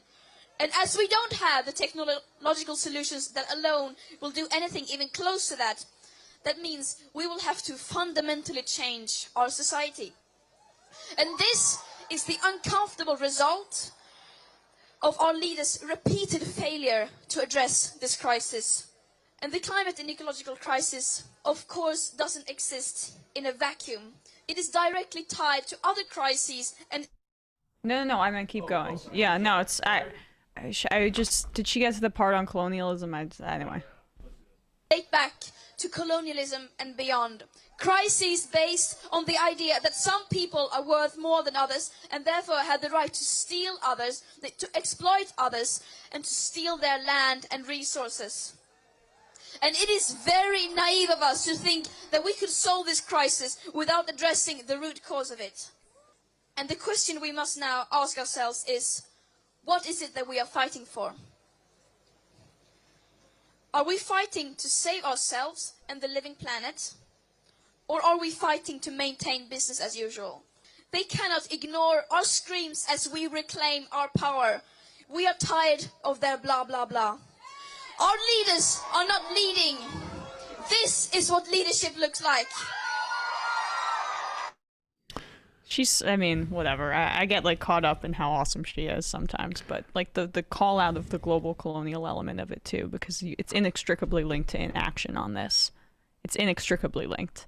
The most affected areas are going to be the same areas that we exploited from global capitalism's outset. And they're the same areas that are going to be left behind, the same people that are going to bear the brunt of this, as we are the causes of this exact crisis. And I think in terms of when you look at failure of the colonial powers to do anything about it, I think that's why. Right there. That's basically it. We're just not going to be paying the price. There's a sense that we're not going to be paying the price. It's become such a farce too, like Bezos, and we're going to play Obama a little bit, but it is so insulting that billionaires go up there and get to do their little speech like it's a Toastmasters event and act serious about and look at all the hard work I'm doing on this. It's really it's farcical on a world level. Well, we covered this with Bezos, who said, I'm going to pledge $2 billion. Oh, thank you so much. The fact that COP26 is willing to engage in having a billionaire like that, the richest man on planet Earth, come up there and push forward his propaganda that is not designed to do anything on climate. It's designed to get him out of paying taxes that would do anything on climate. He announced a pledge of half the amount that he spent into space. Yeah. On his, like, you know, masturbatory space exposition. And so, like, there's the way that you see her and other activists out on the streets making these points, contrast that with Bezos giving a nonsense pledge and COP26 allowing him to do that and mislead everybody, and Obama too. I mean, it's a good transition into that. Yeah, let's play this clip. We just heard Greta Thunberg.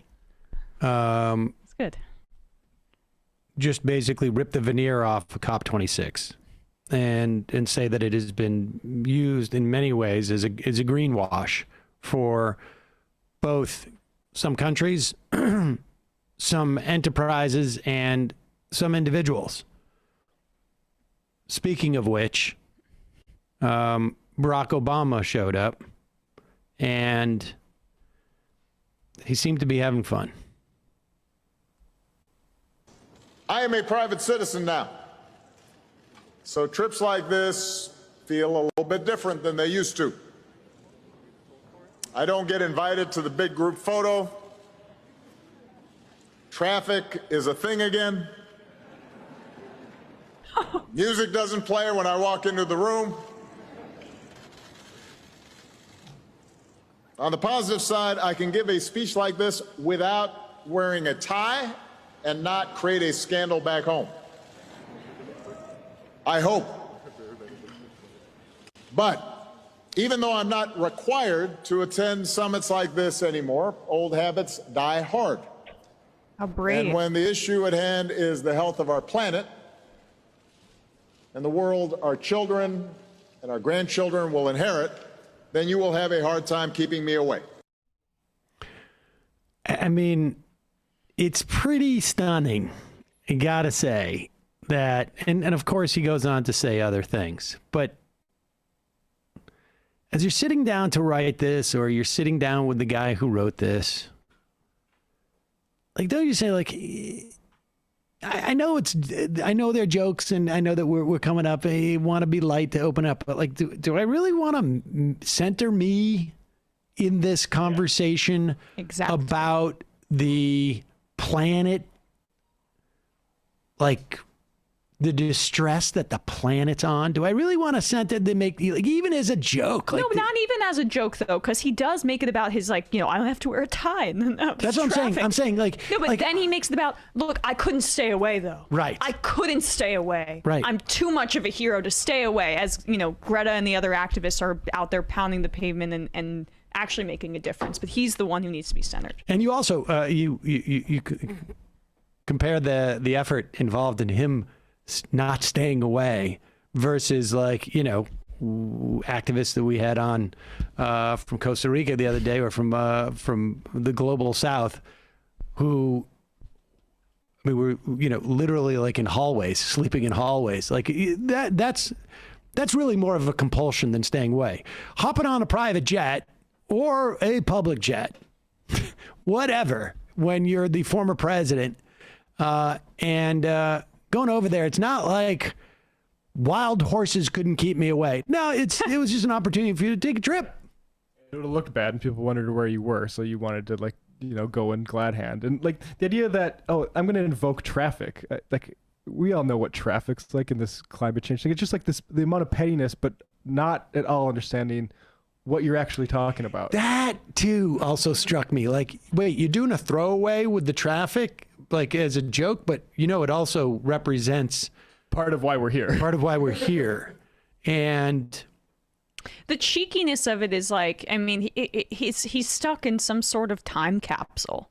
Like, this is not 2007, dude. You're not going to just glide in and make some jokes and be charming. I mean, it's just, do you understand the existential threat? Do you understand that, like, there are children and kids, young kids, that have deep fears and anxieties when they hear about this, because they know, and I mean, like, I know this anecdotally from people I know who have young kids who are anxious about the planet. I don't know about your kids, but I mean, that's a real thing.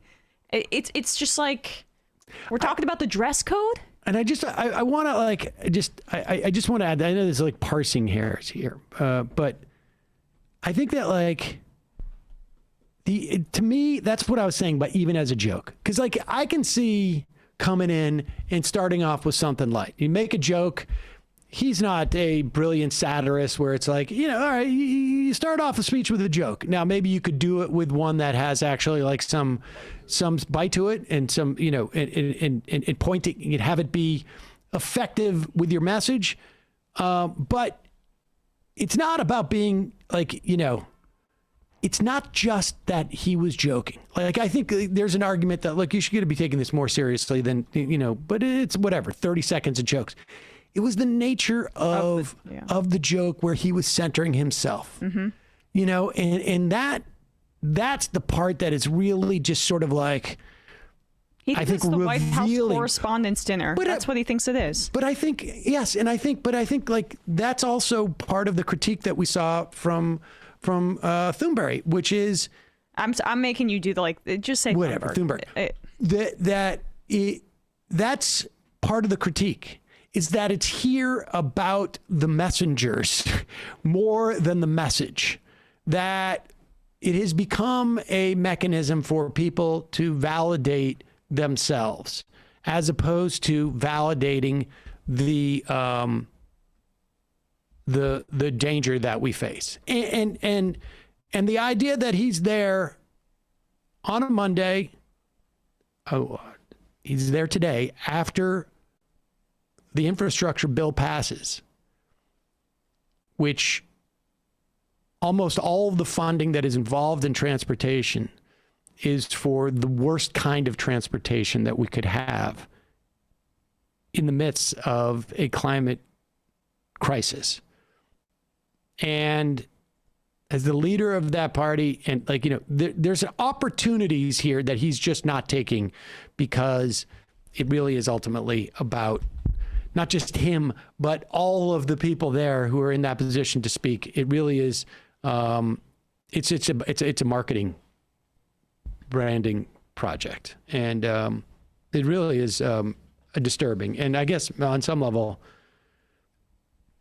maybe was inevitable in some respects. It'd be a nice data project to see how COP has changed from like scientists and political figures to billionaires and private citizens. Yeah. There's footage out this morning of Leo DiCaprio talking to Jeff Bezos' wife, and Bezos is off to the side. I mean, it's pretty funny, but like that's what's happening now. Leo DiCaprio, Obama, Bezos. It's Aspen. Yeah. It really is. It's Aspen. Yes. Yeah. It's Aspen. Let's go to the phones. Calling from a 952 area code. I think this call is from Minneapolis. Hello? Who's this? This is Tim from Minneapolis. Hi, Tim. We got your email. What's happening? Well, I'm the co-chair for the local DSA chapter's electoral committee, and there were a couple comments through the IM last week that I was hoping I could just speak a little bit to. I'm also happy if any of you have any particular questions about what happened with the election here last week to talk to those as well.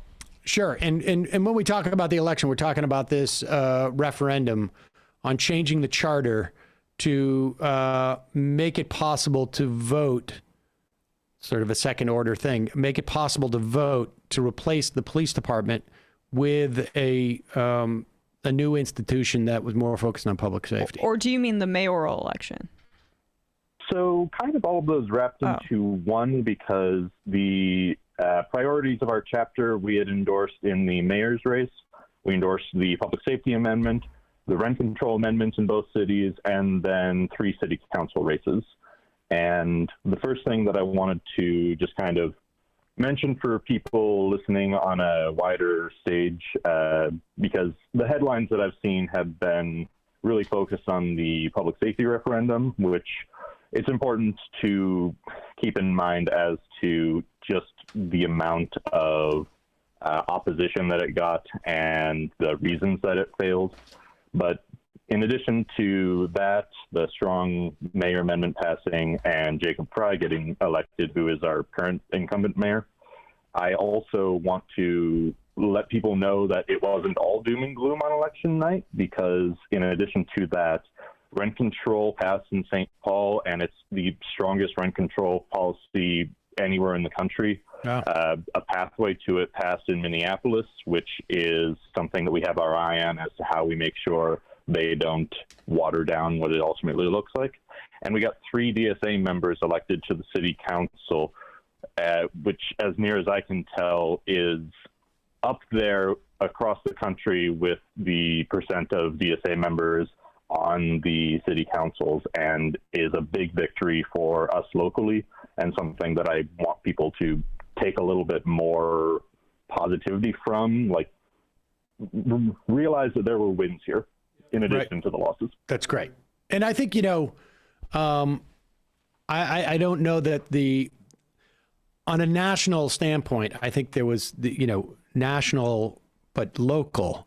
I think there was a lot more of a situation like that across the country than we understand. And we're going to be talking to Daniel Nickanian tomorrow about that. Not necessarily,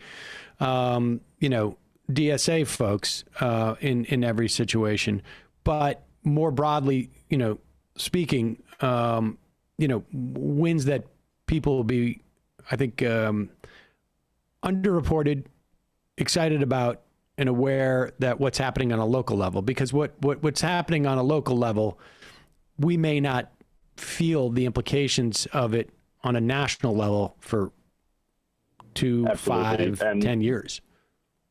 Absolutely. And DSA organizing is one part of what's going on in Minneapolis, but it goes even further. We tried to be really deliberate in looking at the races that we could support and thinking about what are the contexts in the local communities, and making sure that when we endorsed it was people who really were connected to communities, who really represented the working class in our city, and who would really take those values to City Hall. And I'm really proud of the organizing that has been done here locally, and I look forward to hearing about all that nationwide too. And let me just add one more thing too, and this is important for people to understand. What the DSA is showing is that you can do this.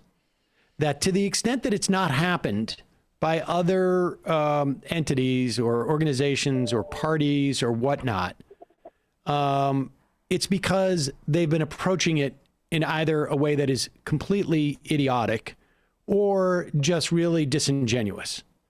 And so, the idea that in one city there can be 3 DSA members on a city council, and particularly in terms of the proportions you're talking about, is indicative of the possibilities that exist around the country.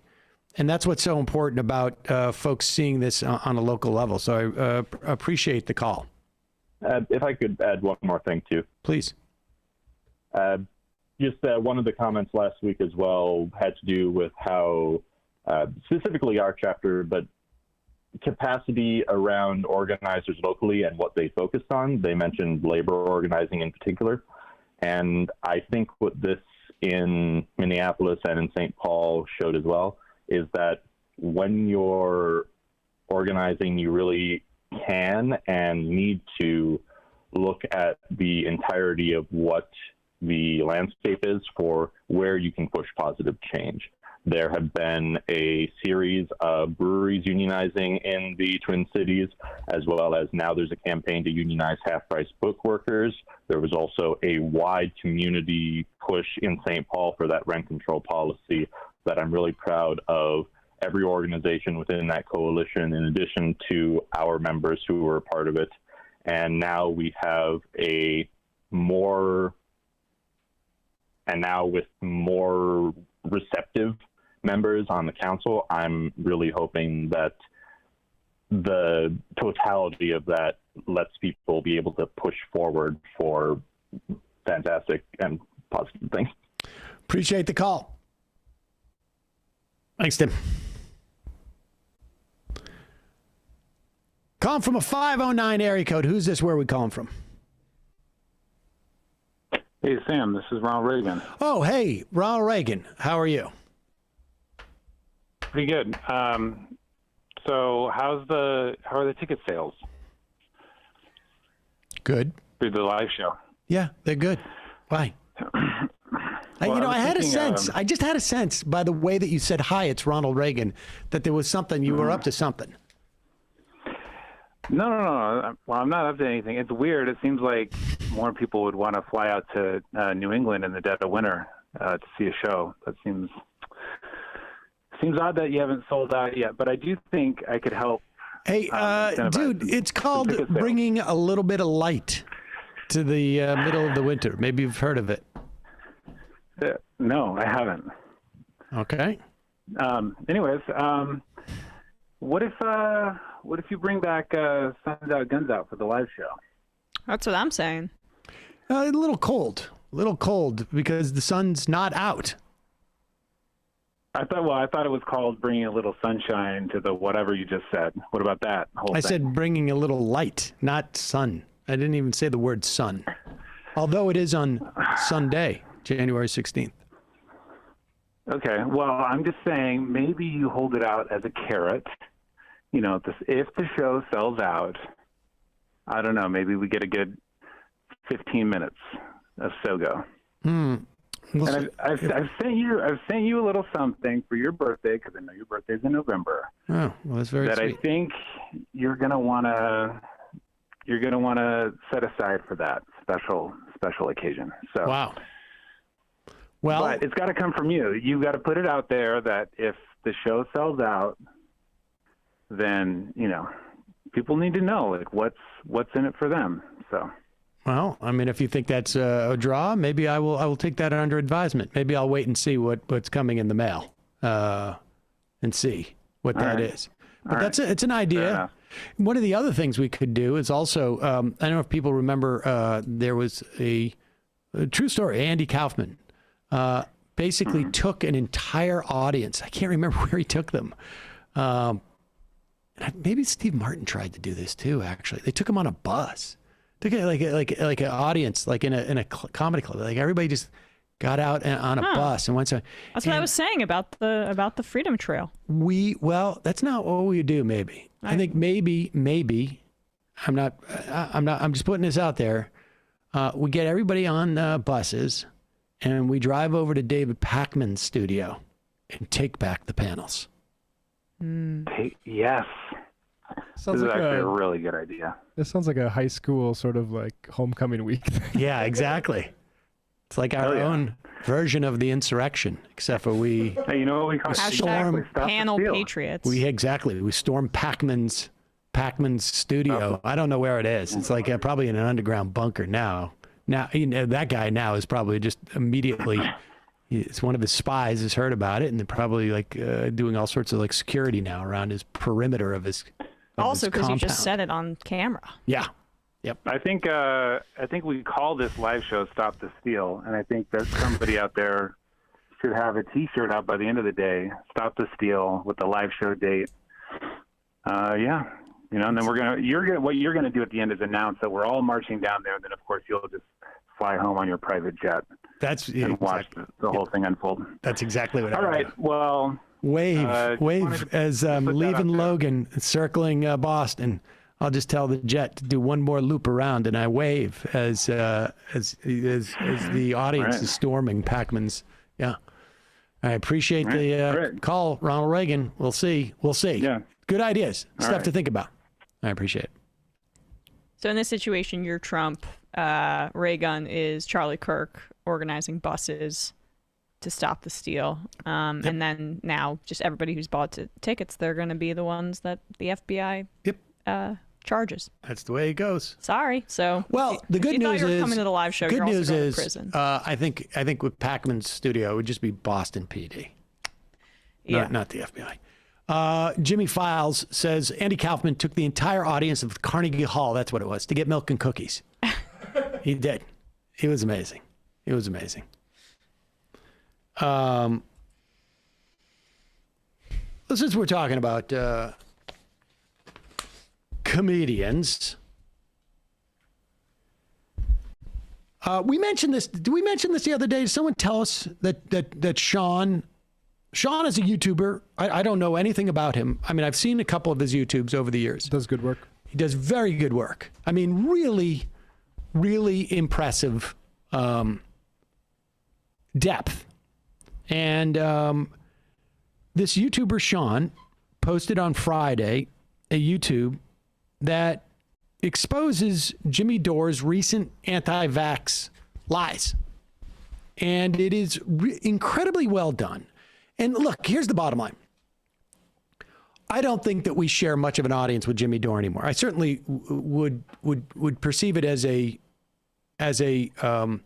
failing if we have not alienated people who think that Jimmy Dore is actually providing any type of actual intelligent analysis and not disingenuous analysis. Yes. And this is important, though. If you do know people who still watch Jimmy Dore, I mean, I think there's a huge segment of his audience that does not care that he is engaging in anti-vax stuff. That's why they're there. Exactly. That's why they came. That's why they came. And we have said this in an offhand manner over the past couple of months.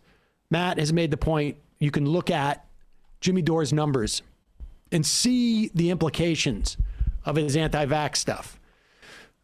This is the way you build a following. But it is up to you people to make sure there's accountability. Not just accountability for Jimmy Dore. He doesn't care. I mean, he obviously doesn't care. But for people who watch Jimmy Dore, pass this video on. We didn't make it. For people who amplify Jimmy Dore, who praise Jimmy Dore, run interference for this BS, who run interference for it, who go on his program, who shy away from criticizing him because they don't want to alienate a certain audience while still all of it on the left. Maybe make sure if you're watching this and you do similar things to what we do, make sure as a career, make sure that you, as an audience member or someone out there, make sure that these people see this video. All you have to do really is watch the first 10, 15 minutes to get the gist of it. You watch the whole video. Sean goes he's meticulous about going through a couple of the stories that Jimmy Dore has done and really digs into the science and explains it in such a way so that you can know that it's knowable. That if Jimmy Dore actually gave an F, none of this stuff is beyond the reach of a person to understand at least well enough. But this segment right here, this is in the first quarter of the video. We're just going to play a quick segment of it. It deals with a story that Jimmy was reading, I think about, was it about Singapore? And he's trying to make the argument. And I would say Sean also very deftly deals with the fact that Jimmy Dore never comes out against the vaccine. It's always nibbling around it and creating, doubt and this and that. And look, doubt should exist. People should be critical thinking about this stuff. But Jimmy Dore, and this is outlined in this one segment, not only misrepresents articles that he's talking about and misinterprets them either purposely or because he's just an idiot. Or doesn't read them. Or doesn't read them. Reads the headlines and that's it. We already talked about it. Yeah. This segment shows where he literally changes the article to present a completely distorted picture of what was argued in Singapore, which is, understand. Let's play the clip and then I'll explain it. But Singapore's growing caseload has raised alarms, nonetheless, because of the speed at which cases have climbed. Despite policies including stay-at-home orders, intensive testing and contact tracing, and a ban on foreign visitors. And 80% of them are vaccinated. They're having the biggest outbreak ever. Now, sharp-eyed viewers will have noticed that what Dore just read out is not what the article says. And let's look at them side by side here. The article says, throughout July and August, cases Pause in it for one Singapore second. ticked up Pause to it for one over... second. And it's not just Jimmy reading it off. He produced that graphic. Or someone did. Well, his show rewrote the thing and presented it. And so I just want to make that clear. We found him doing this too recently. Yes. Misrepresenting the... Misrepresenting it. But this is, somebody typed it out. He had a screenshot of an article that then had like all of these stipulations that contradicted exactly what he said. In this instance, this is a graphic they copy and paste, or they cropped and used and said this was from Fortune, and then Sean has the actual text. Yeah, and I don't think it's a crop; it's a reproduction. A reproduction, yeah. Will have noticed that what Dore just read out is not what the article says, and let's look at them side by side here. The article says, throughout July and August, cases in Singapore ticked up to over 100 per day after nearly a year of almost no infections due to the city's previous zero-tolerance policy. Emphasis on the word previous there. Then it goes on to say that policy included stay-at-home orders, intensive testing, and so on. Jimmy Dore's text says the speed at which cases have climbed despite policies including stay-at-home orders, intensive testing, and so on. He snips out the sentence, making it clear that these policies were the previous policies, the policies that were lifted, and he puts the word despite in there. Now, the word despite is not in this paragraph in the original article, and this makes it seem like these policies are current, ongoing policies. He's rewriting what the article says to make it say something different. Now, I'd like to pause here and ask a question to any fans of Jimmy Dore's content that might be watching this video. Now, I know that the response to me saying Jimmy Dore produces anti-vaccine content will be to say, no, he doesn't. Dore doesn't directly tell anyone not to get the vaccine. He got the vaccine, and he says that you can get the vaccine if you like. You know, he's not anti-vaccine, he's just asking questions. He's just got some concerns. He's just reporting the vaccine news. Now, my question is, if this was true, if Jimmy Dore really was just innocently asking questions and provoking debate, why does he need to lie? Why is he selectively quoting the article to avoid mentioning the positive effects of vaccination?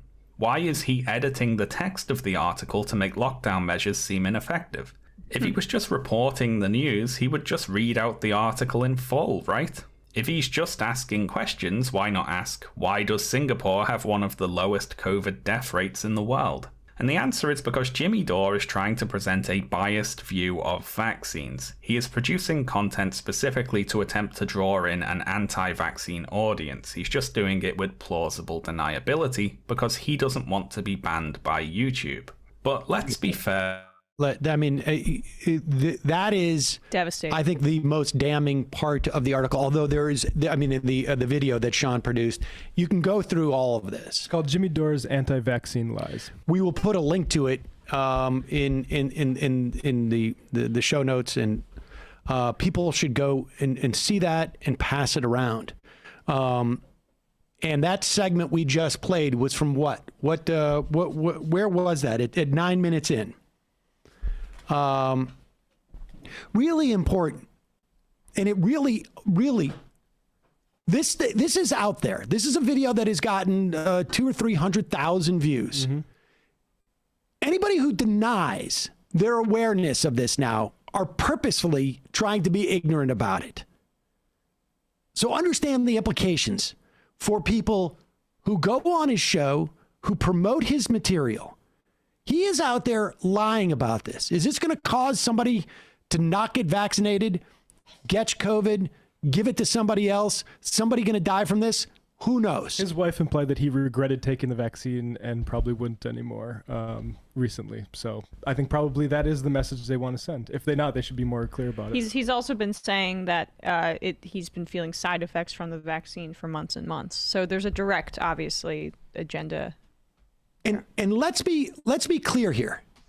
If this guy is willing to literally rewrite a public health article to convince people not to take a vaccine, and he's doing this for money. You tell me where he stops. You tell me what he wouldn't do in terms of like promoting stuff. I mean, give me a fucking break. How's that? Yeah, let's just address the Dore's defenders who will not ever actually get into substance here because it's toxic and it would reflect negatively on their credibility. But we'll just say, you're obsessed with this guy. Well, good. Yes. Yeah, I am actually obsessed with a guy who is willing to potentially cause the deaths of people to make money on YouTube. That's sort of what the show's about, actually. That sort of dynamic. Yeah, and for whatever piece of his audience is still overlapping with ours or still considers themselves a part of the left, it also is a radicalization agent for people who we want to be on the left, moving towards a leftist direction. And when you have him basically red-pilling people on COVID vaccines, changing the content of articles, I mean, we see this publicly with certain people who might have like leftist inclinations or whatever, but you can get led down the wrong path. And he's doing that actively, and it's for himself and for his own financial gain. Yeah, and if people want to know what happened to Jimmy Dore, I'll tell you, you can ask the same question about any corporation that has sold a drug that is, does people harm, or any corporation that promotes a product that does people harm or cuts corners for safety or this and that. Money. He's just greedy. And he doesn't give a fuck about you. And the thing about big pharma too, like, okay. I just want to make this clear. He does not give a fuck about you. His whole shtick about fighting for the little guy, he doesn't give a fuck about you. He really doesn't. I mean, how do you produce a lie like that? This isn't a mistake. Somebody sat down at the computer to write out that graphic and change the words to make it seem like lockdown's ineffective, vaccine ineffective. He doesn't give a fuck about you. Really is. I mean, you want to talk about, amazing. like virtue signaling, right? Any commitment to Medicare for all, caring about people, losing their lives or dying.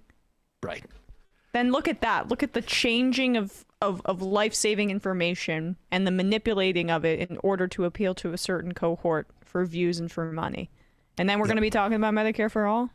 Yep. If that happened, if we put up a graphic like that, we would probably do a full and on investigation to actually assign blame where it needs to be assigned. If we did it? Yeah, if that aired on your show, if somehow... I can't even imagine, like, honestly, like...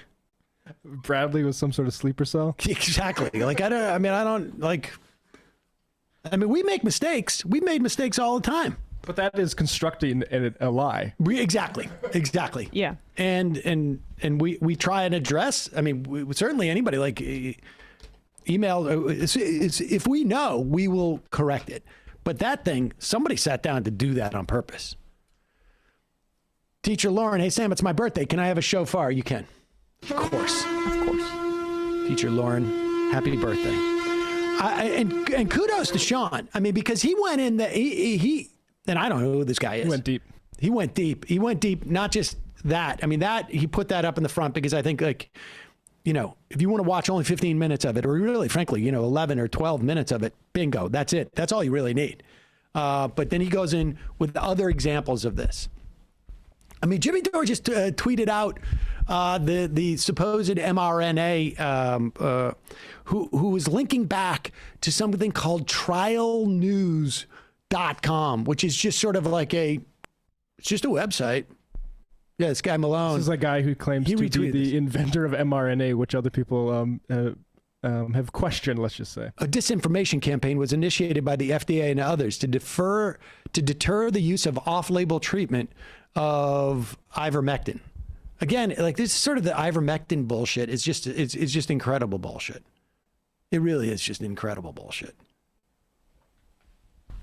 I mean, who knows? Big Pharma's the bad guys, so don't get vaccinated so that you maybe have to buy monoclonal antibodies from them, and also maybe thousands of dollars that someone like Jimmy can afford, or maybe now you can take their new antiviral pill, which also enriches Big Pharma, as opposed to the vaccine, which was entirely, mostly for some of them, subsidized by the government. They put some money into it, but certainly the profit motive is a lot more with ivermectin and with their antiviral pills than there is for the vaccines that were heavily subsidized by the government in order to end the pandemic.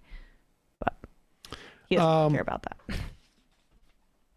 Let's go to the IMs. Left-handed stranger. What audience size, total and daily, does one need to start shifting the national conversation to the point where big news is going toe-to-toe with people like y'all, TYT or Hassan? I'm not even sure I understand the question exactly, but it doesn't work that way. I don't think. I mean, I don't think there's going to be a time in the near term where cable television is going to address a YouTube show. It's just not. They won't do it. Even if the YouTube shows are bigger than them. Yeah, without a doubt. Oh my God. I mean, yeah, without a doubt. Majority Report wardrobe coordinator. The CPC settled for a fucking pinky swear. Yes. I mean, I think it really remains to be seen. We'll find out in a couple of weeks whether this was a massive miscalculation by Jayapal. It's also conceivable that she was aware that there was enough Republican votes to pass this. Well, I guess, I mean, the 40, or that she was aware that she was losing her caucus, on some level. I don't know. I'm not justifying it. I mean, personally, I think they should have torpedoed it. They should have just, she may not have the votes, but I don't know who those the people who abandoned ship. Well, she was quoted in Politico saying that she had, all those centrists sign that agreement, basically saying that they weren't gonna torpedo Build Back Better, and that she had every one of them look her in the eyes. And I mean, I don't think she's a bad faith actor in any way. I think she's doing her best, but I mean, this goes to the conversation we had with Ilhan about figuring out who's a progressive and who's not. And honestly, it's the squad, and there's nobody else as far as I'm concerned. Well, I mean, look, we gotta wait. We gotta wait and see. I do think Jayapal has real commitments. My point is just it's hard to, when you're in a personal situation as a representative and you're talking to your colleagues and somebody looks you in the eye and promises you something, it's hard to zoom out and see maybe they may be lying to you because you are the one in that personal situation. Or the point is this, is you're aware that really maybe let's say the House does vote for the Build Back Better bill, but the Senate holds it up. The question is, does the House have the ability to get into a battle with the Senate? In other words, it's one thing, she may believe, and she may have gotten the actual votes from people like Gottheimer, et cetera. I don't know that Manchin was part of that. And the question is does she have a caucus that is strong enough to bend the Senate to their will? Mm.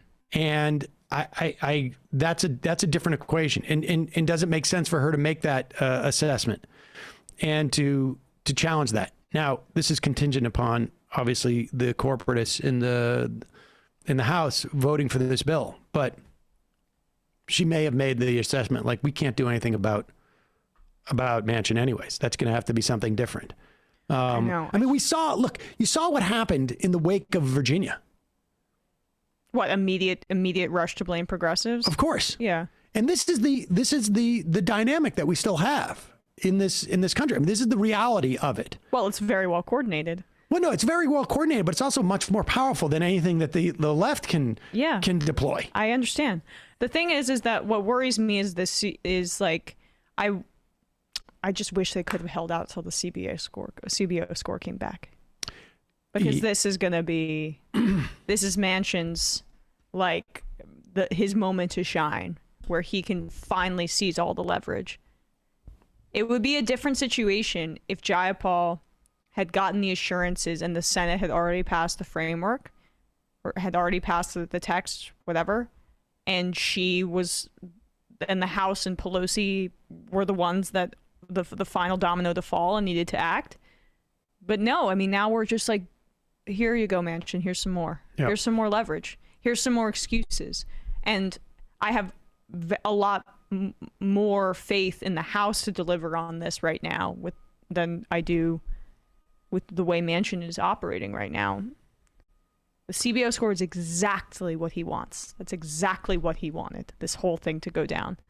For bipartisan infrastructure to pass, and then for the CBO score to come after, and then he can torpedo the whole thing, and that's my fear. Yep, I think that's a legit fear. Clown Shoe Mike, cleaning my daughter's room and found a paper with what ended up being a list of inappropriate screen names she saw in one of her games. Why, was my first thought, why does she have a list of the MRIM names? My personal fave from the list was Testicles. She's no longer allowed to play that game. All right, fair enough. Okay. It's always snowy in Ottawa. Sam, did you just get back from a date before the show? Your shirt is so white it blinded me through my screen. You got your hair gelled back and you're freshly shaved. Whoever you are trying to impress must be pretty special. I shaved last night, as I always do on like a Sunday night, to get ready for the week. Not gonna lie, I wore this shirt yesterday and I figured it's still clean because I had a sweater over it. And because you used native deodorant. And bingo. Wait, no. Unless you're spilling food all over yourself, the lack of cleanliness comes from within. No, you got that backwards. Listen, I live with an 8-year-old son, okay? The way that we define clean is it's from the out in, not the in out. Inside out. Yeah, right. No, we don't do it that way. God. It's just like I didn't spill anything on it because I was wearing a sweater, which is what I call a shirt protector. So, solar predator. A couple years ago, here in San Antonio where I live, they started offering many city employees a 10-hour shift during 4 days instead of the 8 hours, 5-day paradigm, mainly as a way to cutting down on work or commute time. Matt, you're not fooling anybody with that ostensibly genuine interest in history. Don't you think it's time to admit you're a synth? A synth? Synth. Oh, I don't. I think this is a Mass Effect reference. I'm not quite sure I'm following. Come shower with Crowder. I don't know. Honestly, I just laugh to go along with it. Thank you for introducing us to Jason Miles. I wanted to recommend his channel for listeners who didn't hear your interview or haven't checked it out yet. It's highly informative, and he touches on a lot of issues and perspectives that Michael talked about on our show. The podcast is called This Is Revolution. I am actually going to be appearing on that. Whoa. I have appeared on that. And Matt has appeared on it. It's a great show. I agree about I think Michael would definitely have been a fan of the show. I'm appearing on it Thursday. Oh, yeah. Wait, no. Soon or something like that. I think so. Oh, wait, maybe tomorrow. What time? I got to double check on that. Holy shit. It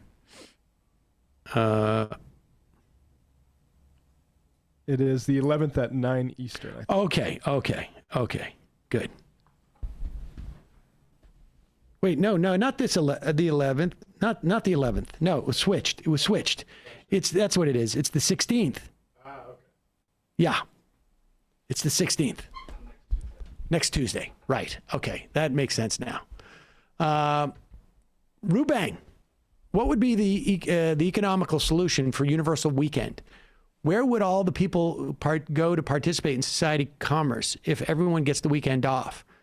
If everyone does not get the same 2 or 3 days off to keep the economy open, should we still be called the weekend? Well, I mean, how is that different from what it is today? I'm not sure I follow. How is that different? I don't think that that's what they're proposing is we need 3 days where nobody works at all. No, I think it doesn't have to be the same 3 days. They're just saying a 4-day work week. Your weekend can be in the middle of the week. Be nice. Driftless lefty. Major missed opportunity to not use your overindulgent dinner story and not pivot into a Hello Tushy ad. All right, fair enough. Illuminati kids. I feel like you should play this guest, the clip of Joe Rogan mocking the idea of living in Germany because they have too many paternity leave. Oh, yeah. Just curious if their head would explode scanner style. No, I know we did, but it would have been. We should send it to Will at least. This is America. You got to work. Yeah. Literally said that. And that was like a few months after he went on that weird diatribe about how America's the greatest country on earth. It's like the first experiment where we've ever had like achieved such greatness. I was just like, man, you're just sounding indistinguishable from Fox News pundit at this point. But all right, odd. Well, very odd. Between the 101 and the 5. Oh my God, brilliant point, Sam. I always talk to people about Medicare and give examples of Nordic countries, et cetera. Their response is always, but they're smaller countries. It doesn't apply, et cetera, et cetera. But that's it, Sam. That's the follow-up. Oh no, it's just a smaller data pool, so actually less room for error. So the efficacy is even more precise. Yep. Whitey from Long Island. I don't understand why Jayapal voted in favor. What's the point of the Progressive Caucus if only 8 of them actually have the guts to vote no? 6, right? 6. Also, why vote for this handout to the wealthy and giant corporations? What do normal people get out of this bill? This one will be forgotten quicker than Biden's relief bill if it doesn't something drastic, which I'm almost certain it does not. Left his best, Chucky R. La singing up the raw. I mean, the only reason why you vote for this is because you think it is the best path to getting even the slimmed down Build Back Better bill. That's the only reason I can imagine. Maybe centrists wanted a show of good faith, which is stupid. But I mean, honestly, like that's probably what they were saying. That's where we have to be at this point, though, right? Like you don't give them that, and even I just think like because they've never shown good faith. Right. I mean. A lot of this stuff is frankly unsurprising when you look at the way like the squad was put into House oversight stuff and not on climate change stuff. Wow, we want you on. We're gonna put you on House. I mean, it happened I remember talking about it at the time.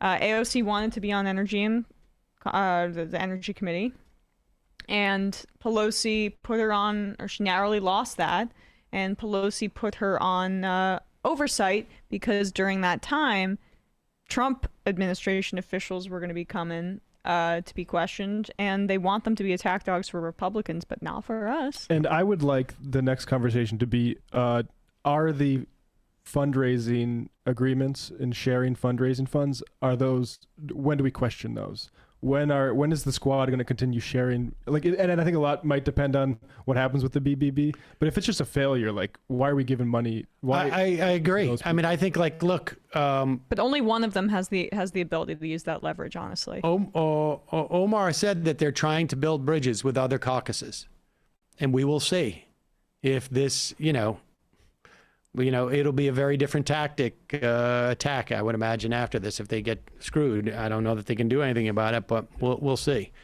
Maryland Mailman, are you the same Sam Seder that produced and directed niche fetish videos in New York in the early 90s? Specifically, Elbow Wars Volume 1 and 2. Yes. Also, you guys are here, are a political show. When are you coming here? You've had plenty of people calling messaging from the DMV. Not sure I follow. Do Ford's Theater for us.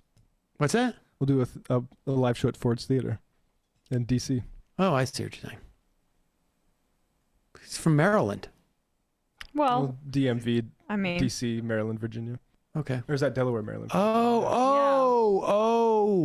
It's like tri-state I thought area. it was the Department of Motor Vehicles, and I'm like, I don't understand what's going on here.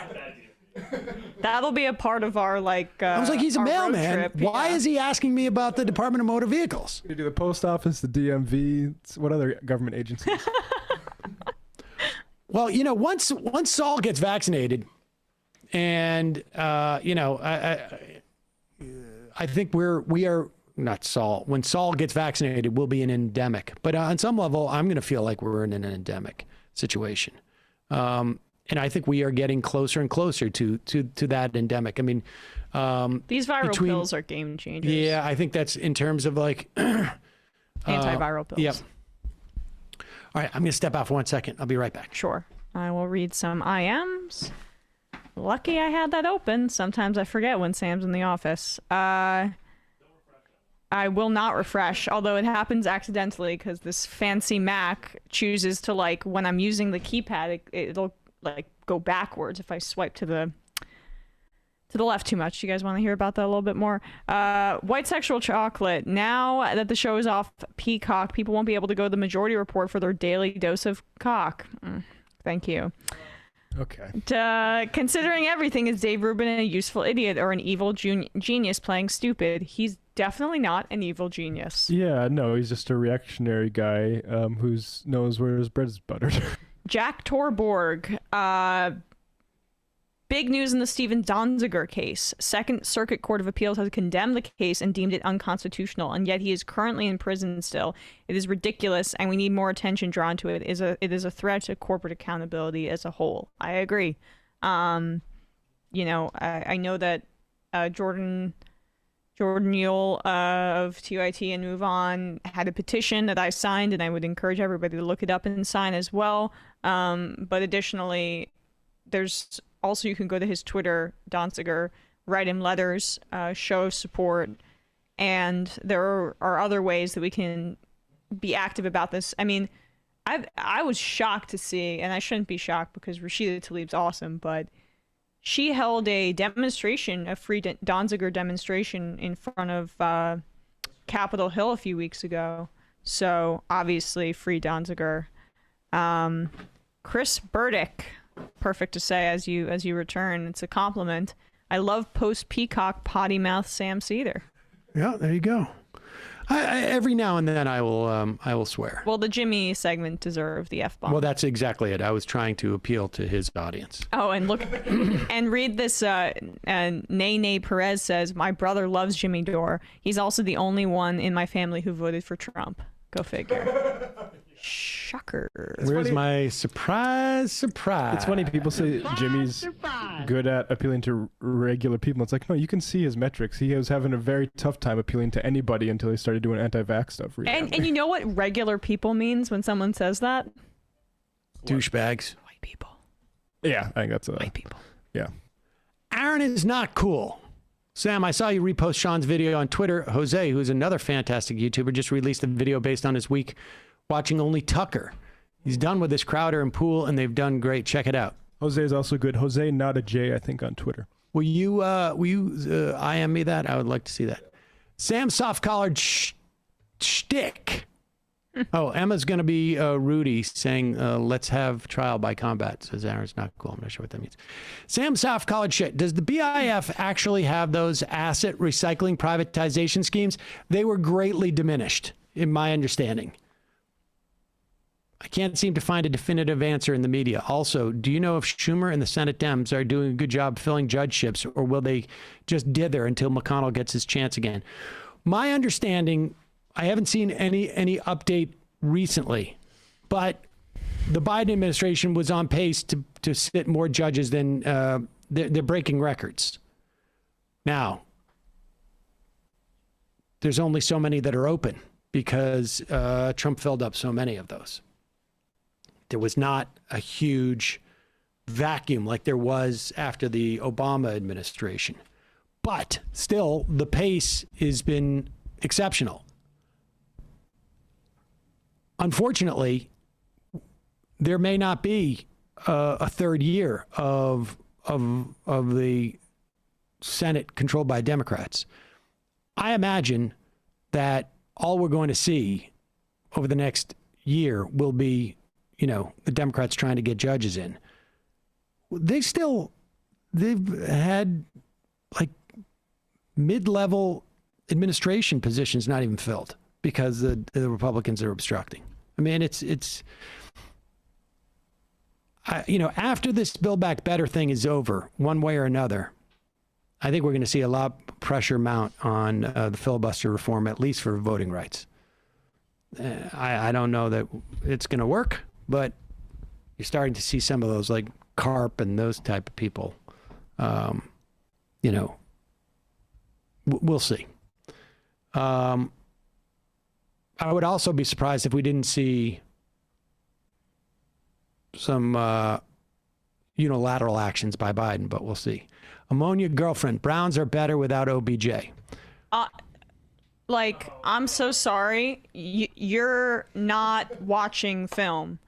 Please look it up. I tweeted out the video. Baker Mayfield he's wide open. Every game, multiple games a game. It doesn't matter if you think he's a distraction. Baker Mayfield is not throwing him the ball. Don't besmirch him like that. Don't put respect on Odell Beckham's name. It's ridiculous. Sorry. It's ridiculous. Are you watching films? Do you have some type of site where you get a reverse angle I don't stuff? do it. I don't watch the coach's film, but I watch podcasts and YouTube channels that review the coach's film. So I'll see the 360 or the bird's eye view of the field, so you can see what defenses are playing and stuff. Yeah. So I'm a freak. But the point is that just because Odell isn't putting up fantasy numbers doesn't mean he's not still one of the most talented receivers in the NFL. And just Baker Mayfield's not that good. Yeah, So I agree with Emma. it is. I agree with Emma, but not because I watch film, but because I saw Baker Mayfield post a Pro Cop Instagram post right before Prop 8 lost. Austinites voted against giving more cops. He did. But Baker Mayfield's Pro Cop, so I agree with Emma. And Odell's pretty good lib, so lefty-ish person. Although now it'll come out that he's anti-vax or something, just like Aaron Rodgers. That's why I can't say it. Yeah. Margot from Mass, you should do the Black Heritage Tour, which is an amazing alternative to the Freedom Trail about Boston's abolitionist history. Thank you for the recommendation. Oh, that's cool. That is great. You know what else? Remember we had talked about this the other day about Duffield, about there is a building on Duffield that was part of the Underground Railroad, and it is protected now. That's my understanding. And they're actually there's a sign out there, I think the other day I walked by there, saying that they're shoring up the physical structure. And then I imagine the next step is to sort of turn it into some form of museum or something. Oh, that's great. Yep. I have family who believe, this is from Margot from Mass, believe they've had medical reactions to the vaccine. They're not crazy right-wingers or conspiracy people, but had illness that I think were basically pre-existing but increased or triggered by a very normal vaccine-related fever. The media on Fox and online that spills into why is no one talking about the negative aspects of vaccines is causing my otherwise normal, fairly liberal family members to go full conspiracy. Say they're not getting boosters, doubting their doctors, etc. It's spilling out into the regular right-wing populations. I mean, look, these are issues with any medications. And the difference is that within the context of a public policy situation, a public health policy, you're always going to have people like your family. The difference is that we have now a massive industry, although, this industry has existed in the past, but it's an expanded industry. Now it's coordinated with major parties' political campaigns. Yep. And that's the problem. That's the problem. Still, though, 80% first shot in this country.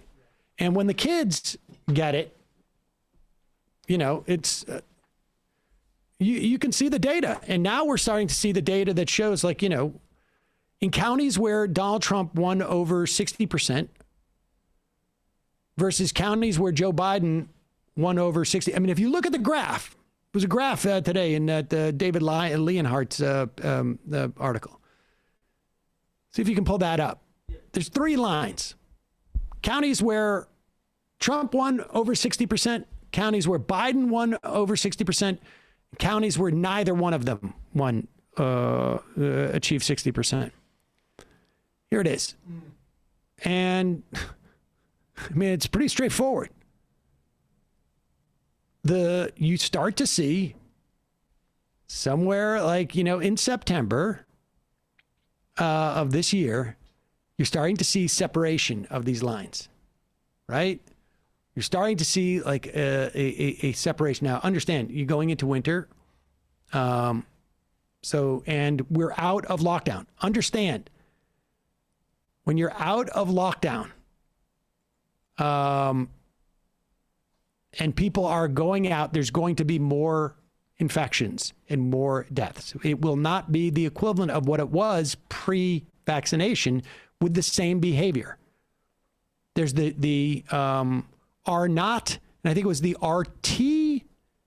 Can't remember what the other one was, where it's not just how communicable it is, but it is also, there's a second metric where that calculates in behavior. For most people at this stage, their behavior is very different than it was pre-vaccination, right? Like, I mean, we weren't doing this in the studio pre-vaccination. And our behavior has changed because the risk of death is lower, the risk of getting hospitalized is lower, and the risk of contracting is lower than it was pre-vaccine. However, the risk of contracting it may actually be higher or as high as it was when we had the tarp here. We were unvaccinated. We had the tarp here. We had multiple air filters there. You know, we had the window open. But the point is, you're trying to get to where it's an endemic, where you can live your life relatively normally and without a substantial risk of serious COVID. That's the name of the game.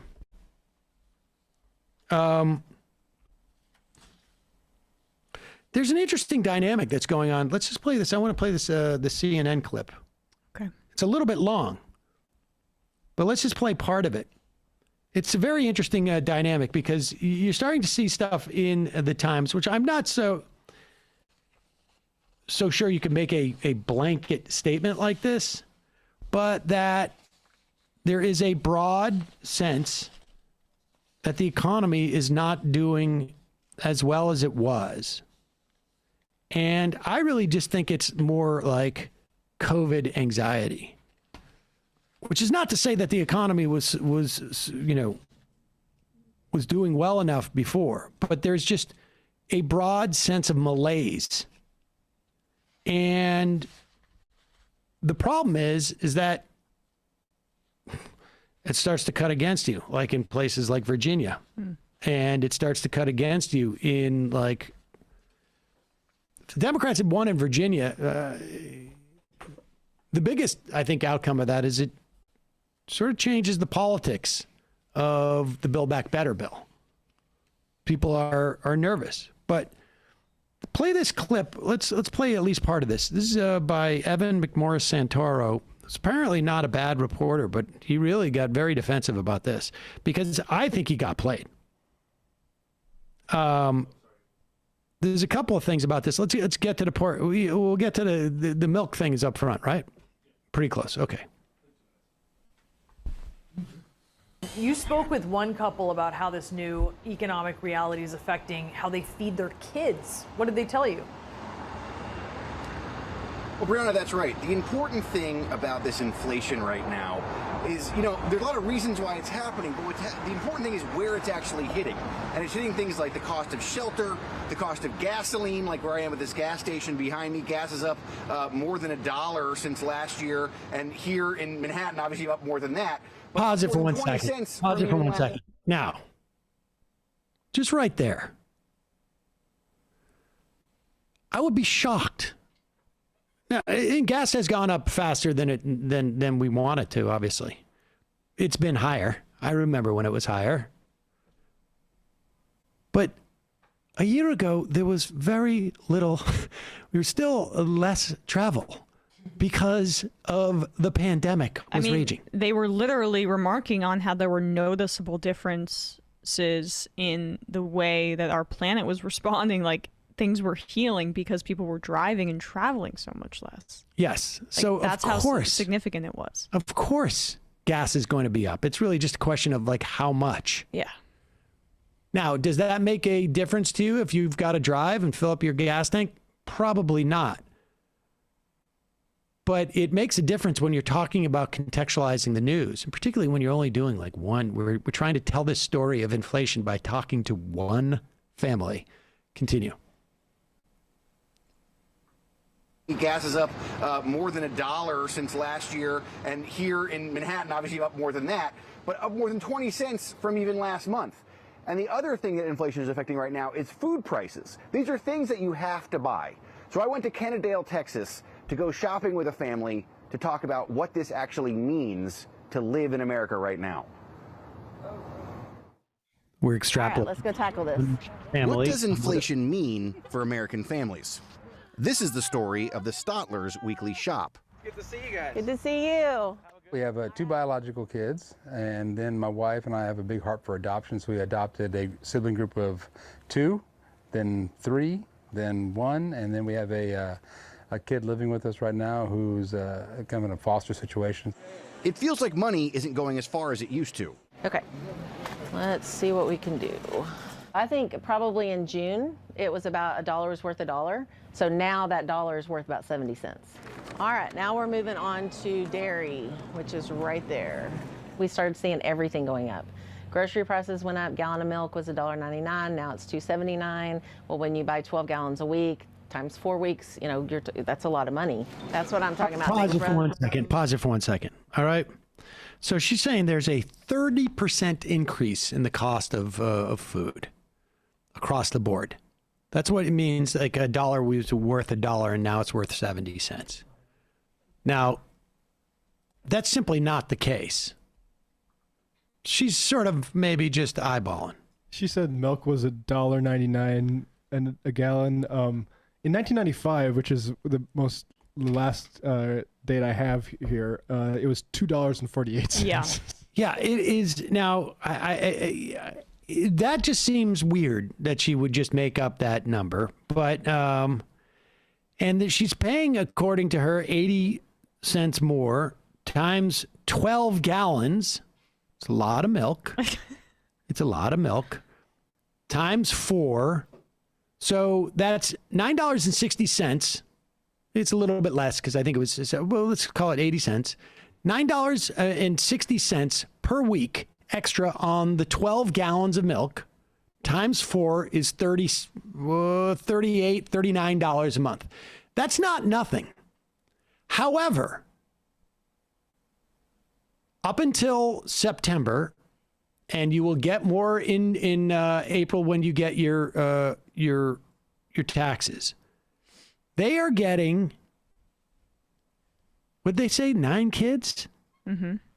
$2,700 extra a month from the government.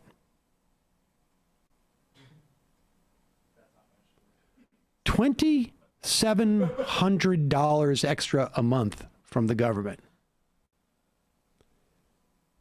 $36 more for milk. $2,700 a month extra from the government. Now, I happen to think that they should be getting this permanently to help with the kids. But it's very hard to make an argument about how, to talk about how inflation is impacting this family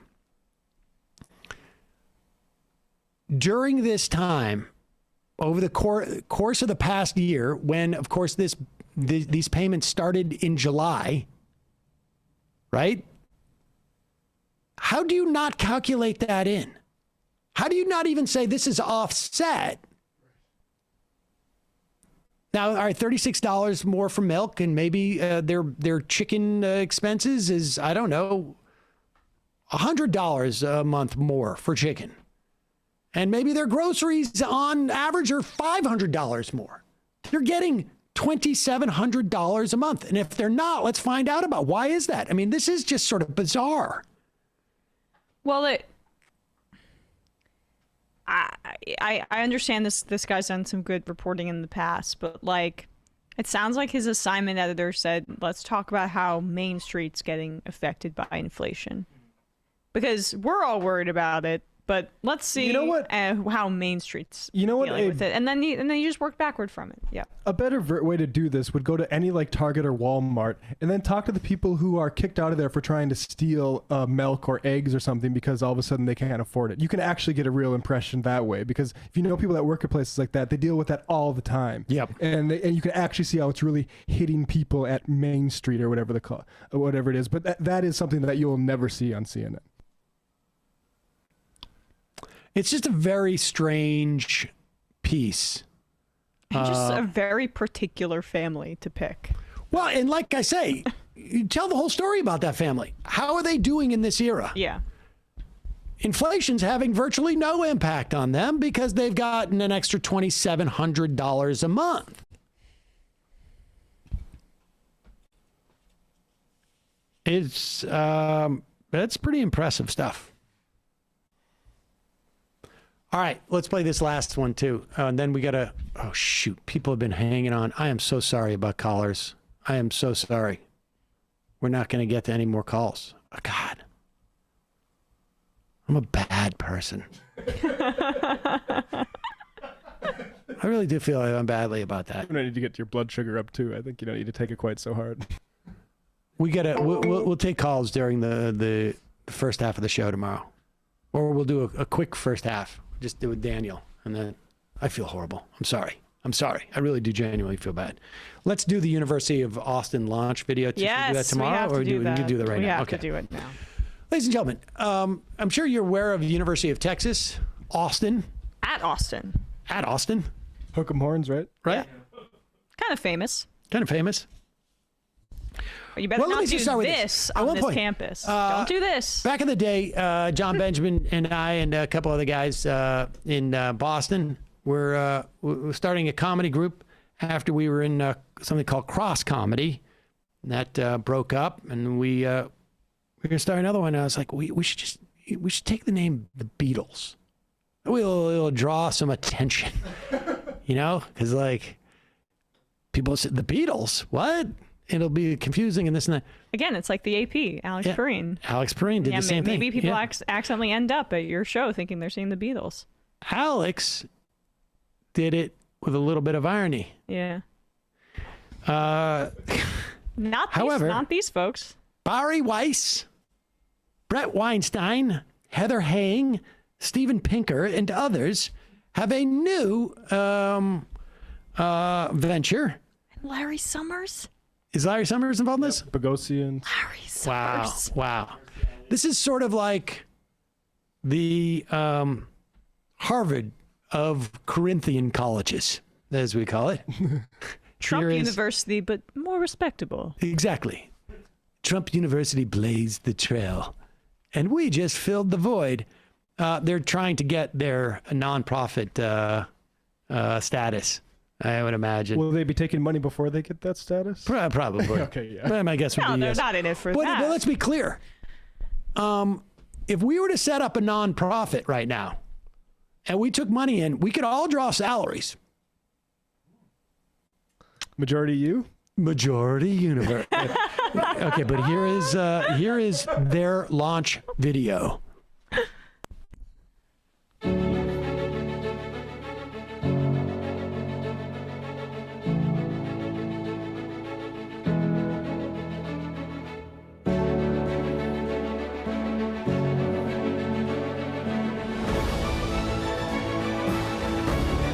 Damn it. Come on.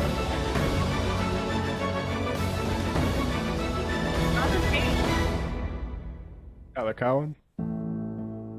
Wait, now, was those all the students that are going? Or is that, who are those people? Oh, they're the professors. Are they the professors? They're the thinkers. They're gonna. Wait, did I see Larry Summers in there? Or did I just? No, see him you on did Twitter? see. You did see Larry Okay. Summers on there. Yeah, he's gonna. I want the econ department. Mammoth's a lunatic. The econ department with Larry Summers and Tyler Cowen is going to be fantastic. Yeah, exactly. Maybe Summers will like expand his reach and he'll wade into sciences, and then he'll tell all his female students why they're like they don't have the right aptitude, the intrinsic aptitude. Isn't that what he said about women in science? That's why they can't understand it. Let's be clear here, folks. I mean, first of all, I don't know if they're going to be teaching these like MOOCs, right? Those what are like those massively online course. Yeah. But the thing to watch here, look, if people want to go to this non-accredited university, $12,000. Is that how much it is? That's what I saw. Maybe that was a joke. If they want to go to this non-accredited university, I say yes. Go with God, and hopefully maybe they'll show up at the Holiday Inn where they promise to do a live in person type of thing or whatever it is. But the real sort of fascinating thing is going to be see if they pull the same for-profit scam, and they're trying to get their nonprofit status, but nevertheless, where they go for student loans. That'll be very interesting. Federally backed student loans. What percentage of their faculty do you think is buddies with Jeffrey Epstein? We'll see. Larry Summers, for one. That's the joke Hassan made. It looks like the Oh, flight really? logs. Damn it. And also, Stolen valor. I just want to sort of verbally retweet Will Menaker's joke on Twitter, which is said he's going to be majoring in NFTs and minoring in ethnic cleansing. Oh my God! What their theater department's gonna do, like not Hamilton, but Robert E. Lee instead.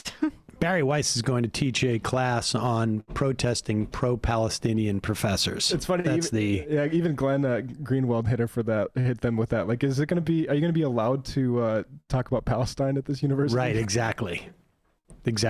They're going to be producing maps that are like, I can't wait for the output of this university. I want to see what the syllabus looks like. I want to see the signed readings. I want some lecture footage. It's going to be great. It's going to be pretty funny, actually. I mean, it's going to be regular content for us. They're going to have a regular science department, and then it's anti-vax 101 and skull-size determining intellect 101. Yeah, phrenology for racists. Well, it's kind of redundant. You're going to have to, every thesis is going to have to be written on the Balfour Declaration. That's it. Wait, they already did this with Liberty University. Like, if you want to be a weirdo, Liberty University is the religious one. Right, but I mean, that's like, if you want to be a right-winger that goes to college, just go there. Oh, Hillsdale. There's a lot of those. But that's actually a secular one. But that's actually a real school. Like, this is just going to be for, again, this is the tax purposes or whatever. Intellectual dark university. Oh yeah, they are clear to make sure that if you do want to donate to this, I think it's called the Cicero Project or something like that. Is the company you can donate to help support these students and the faculty. It's all tax deductible, so go for it. It's like there's just a like an Ayn Rand like a feel to this whole thing. But the funny thing is like, usually you can only point to like, John Galt in fiction actually trying to make this work, because if they actually do try to make it work, it's going to end up being ludicrous. So I applaud them for actually trying to follow through here. Let's be clear too what the premise is. Every single university in the nation is been corrupted in not teaching truth. Every single one. That's why they had to create their own, because there wasn't another one. Yeah, not the ones that they're still maintaining like Pinker tenure at. Right. Harvard. Not the one that Larry Summers was the president of. No, there's not a single college. Not a single one. That's why they had to build their own. I mean, I thought this was the Hoover Institution, but whatever. Exactly. I mean, if you feel like everyone else out there is crazy and the thousands of institutions out there are the crazy ones, but you're the only not crazy one, maybe there's something wrong with you. Is Peter Thiel backing it? I wouldn't be surprised. That would make a lot of sense. Tax-deductible Cicero research donation. Let's go to the IM. Sam's Smale Man. You're right. You didn't say sun. How about lights on, tights on? Let's see about that. Okay. Val Jean, would you consider selling streaming tickets to your live show? Maybe. I don't know. We got to look into that. Charles River, the MASH character. Did you see that Cinema was taking money from Betsy DeVos, says DJ from Syracuse? It really does look like she thought she could just switch sides and no one would notice. Perrine has a theory that she's going to flip. Sean's greased dupe calves. I watched Sean's video this weekend. Somehow I'm better at doing my Majority Report homework than my actual homework. Fierce City. Sam, don't let them find out that Quincy Market isn't in Quincy. The regatta did, in fact, just happen a few weekends ago. I don't understand how, this is Fierce Deity, I don't understand how somebody could claim to have invented mRNA. It's not something that's invented. We have tons of it in our bodies at all times. Hey, Sam, you've been out of mass for too long. It's called the RMV, the Registry of Motor Vehicles. Yeah, I know. Awaken Joe. Something tells me the permanent Republican minority rule we were getting in 2024 is going to bring back slavery and make it illegal to immigrate before they allow a 4-day work week. Might ban that shit outright. Freedom Poutine. I'm a Canadian heading to Boston for MR Live. Wow. Charge. Never been there, and I'm excited to visit landmarks I learned about via Fallout 4. There you go. Salty Line Cook. Hey, Sam, Emma, crew, I hope you're doing well. The 4-day work week sounds great, but it seems like something that would only be adopted in white-collar sectors. That's what I was trying to kind of hint at. Yeah, we need to address the needs of blue-collar workers most of all. I don't see how this idea ever takes hold in places like smaller restaurants, which are some of the most exploitive businesses around. Well, that's the point. I mean, I think you mandate it. Nicole from Buffalo. I'd love a chance to come to a show in Buffalo one day if you're able. The guys from Chapo are coming next month. At the moment, they're getting priority among podcasters when New York City sinks into the ocean and you all come inland thinking ahead. Rob from Dedham. Reporting live from the banks of the Charles in Dedham. Charles was named for King Charles, the first who was executed. The native name for the Charles River is Quinabiquin, which means meandering, and in my opinion is a much better name. Yes. They're always better names. Oh, yes. Wow. Sam, how can we watch A Bad Situationist? There's only one copy on eBay, and it's $180 plus shipping, and isn't available at the Minuteman libraries. It was never, we never put out A Bad Situationist for a number of reasons. And I'm not selling it at the moment. So I don't know if you can. Rob from Dedham. If the family on CNN wants to consume 12 gallons of milk per week, we will need them to crowdsource a tushy or two for them. Let's see. Okay. Amazing Sam Seder. Sam, last week when you said you didn't get into cocaine because it was too expensive, all I could think of is how Michael would have gone crazy with his Sam impression about how crazy expensive it was. Yeah. Grandstanding oppression party. I talked shit to Aaron Rodgers 12 on Twitter and his PR people reported me. I'm now canceled for 24 hours. I've appealed because I did not threaten or promote violence against him. I just questioned his critical thinking, called him scaredy cat of vaccines, told him Joe Rogan is an idiot and reminded him that woke equals aware and he's a dumbass. I don't understand the problem. Yeah, I don't know. It's just he's MLK now. It's been very, very, very, very sad for me to witness this. The segregation was like, "Hey, MLK, are you vaccinated?" He's like, "Yeah, I'm immunized." Yeah, that was such a fire tweet of yours. It was funny. Sammy Key. I never saw the movie, but I signed up for the Manchester by the Sea tour. Should be fun. Oh, jeez. Oh, man. Brutal. Have you seen that movie? Yeah. That's a really sad movie. Yeah. All right. I'm going to read 3 more of these. Have you read my email? Good interview, Sam. Emma, absolutely loved it. Keep fighting the good fight. So when does the crew go on strike, leaving Sam to do everything himself? Where can we donate to the strike fund? The contempt for Sam is already there. All you need is to rise up, crew. I might be in a different continent, but I'll definitely support you by way of doing absolutely nothing. All right. If Obama had sent a strongly worded letter, the impact would have been exactly the same. Jennifer from St. Louis. I want every fat cat who stands up on that COP26 stage to make a stupid speech have to answer the question, how did you get here, private plane or commercial? No. Prairie Fire Kowalski. Sorry for making you say the C word on Friday. I really thought the joke would have landed, but your New England Puritanism is really showing. Speaking of New England and the great Commonwealth of Massachusetts, I've got my live show tickets, though it may conflict with a possible vacation to Florida to see some friends. 75-degree weather in January versus a foot of snow in an area known to be colder than Mars. Decisions left this August. What's interesting is the price of corn and soybeans have gone up, but the price of beef really hasn't for the ranchers. It's almost like our food industry is monopolized and doesn't conform to normal market factors anymore. And the final IM of the day, sad ex-teacher. Sam, please look into Evergrande in China. There's a potential domino effect that could hit the U.S. Multiple out-of-country bonds might not be getting paid, and the mainstream media has been silent. Evergrande investors were seen pulling knives on executives. Inflation rates are insanely high here, and food prices have gone up. I don't believe good food is factored into our inflation. All right, folks. Matt, Bradley, who's returned. Emma, great job today. See you tomorrow.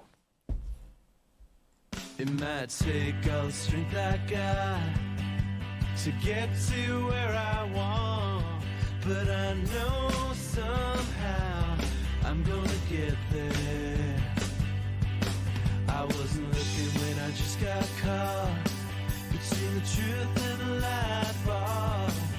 But finding out won't make me feel any better.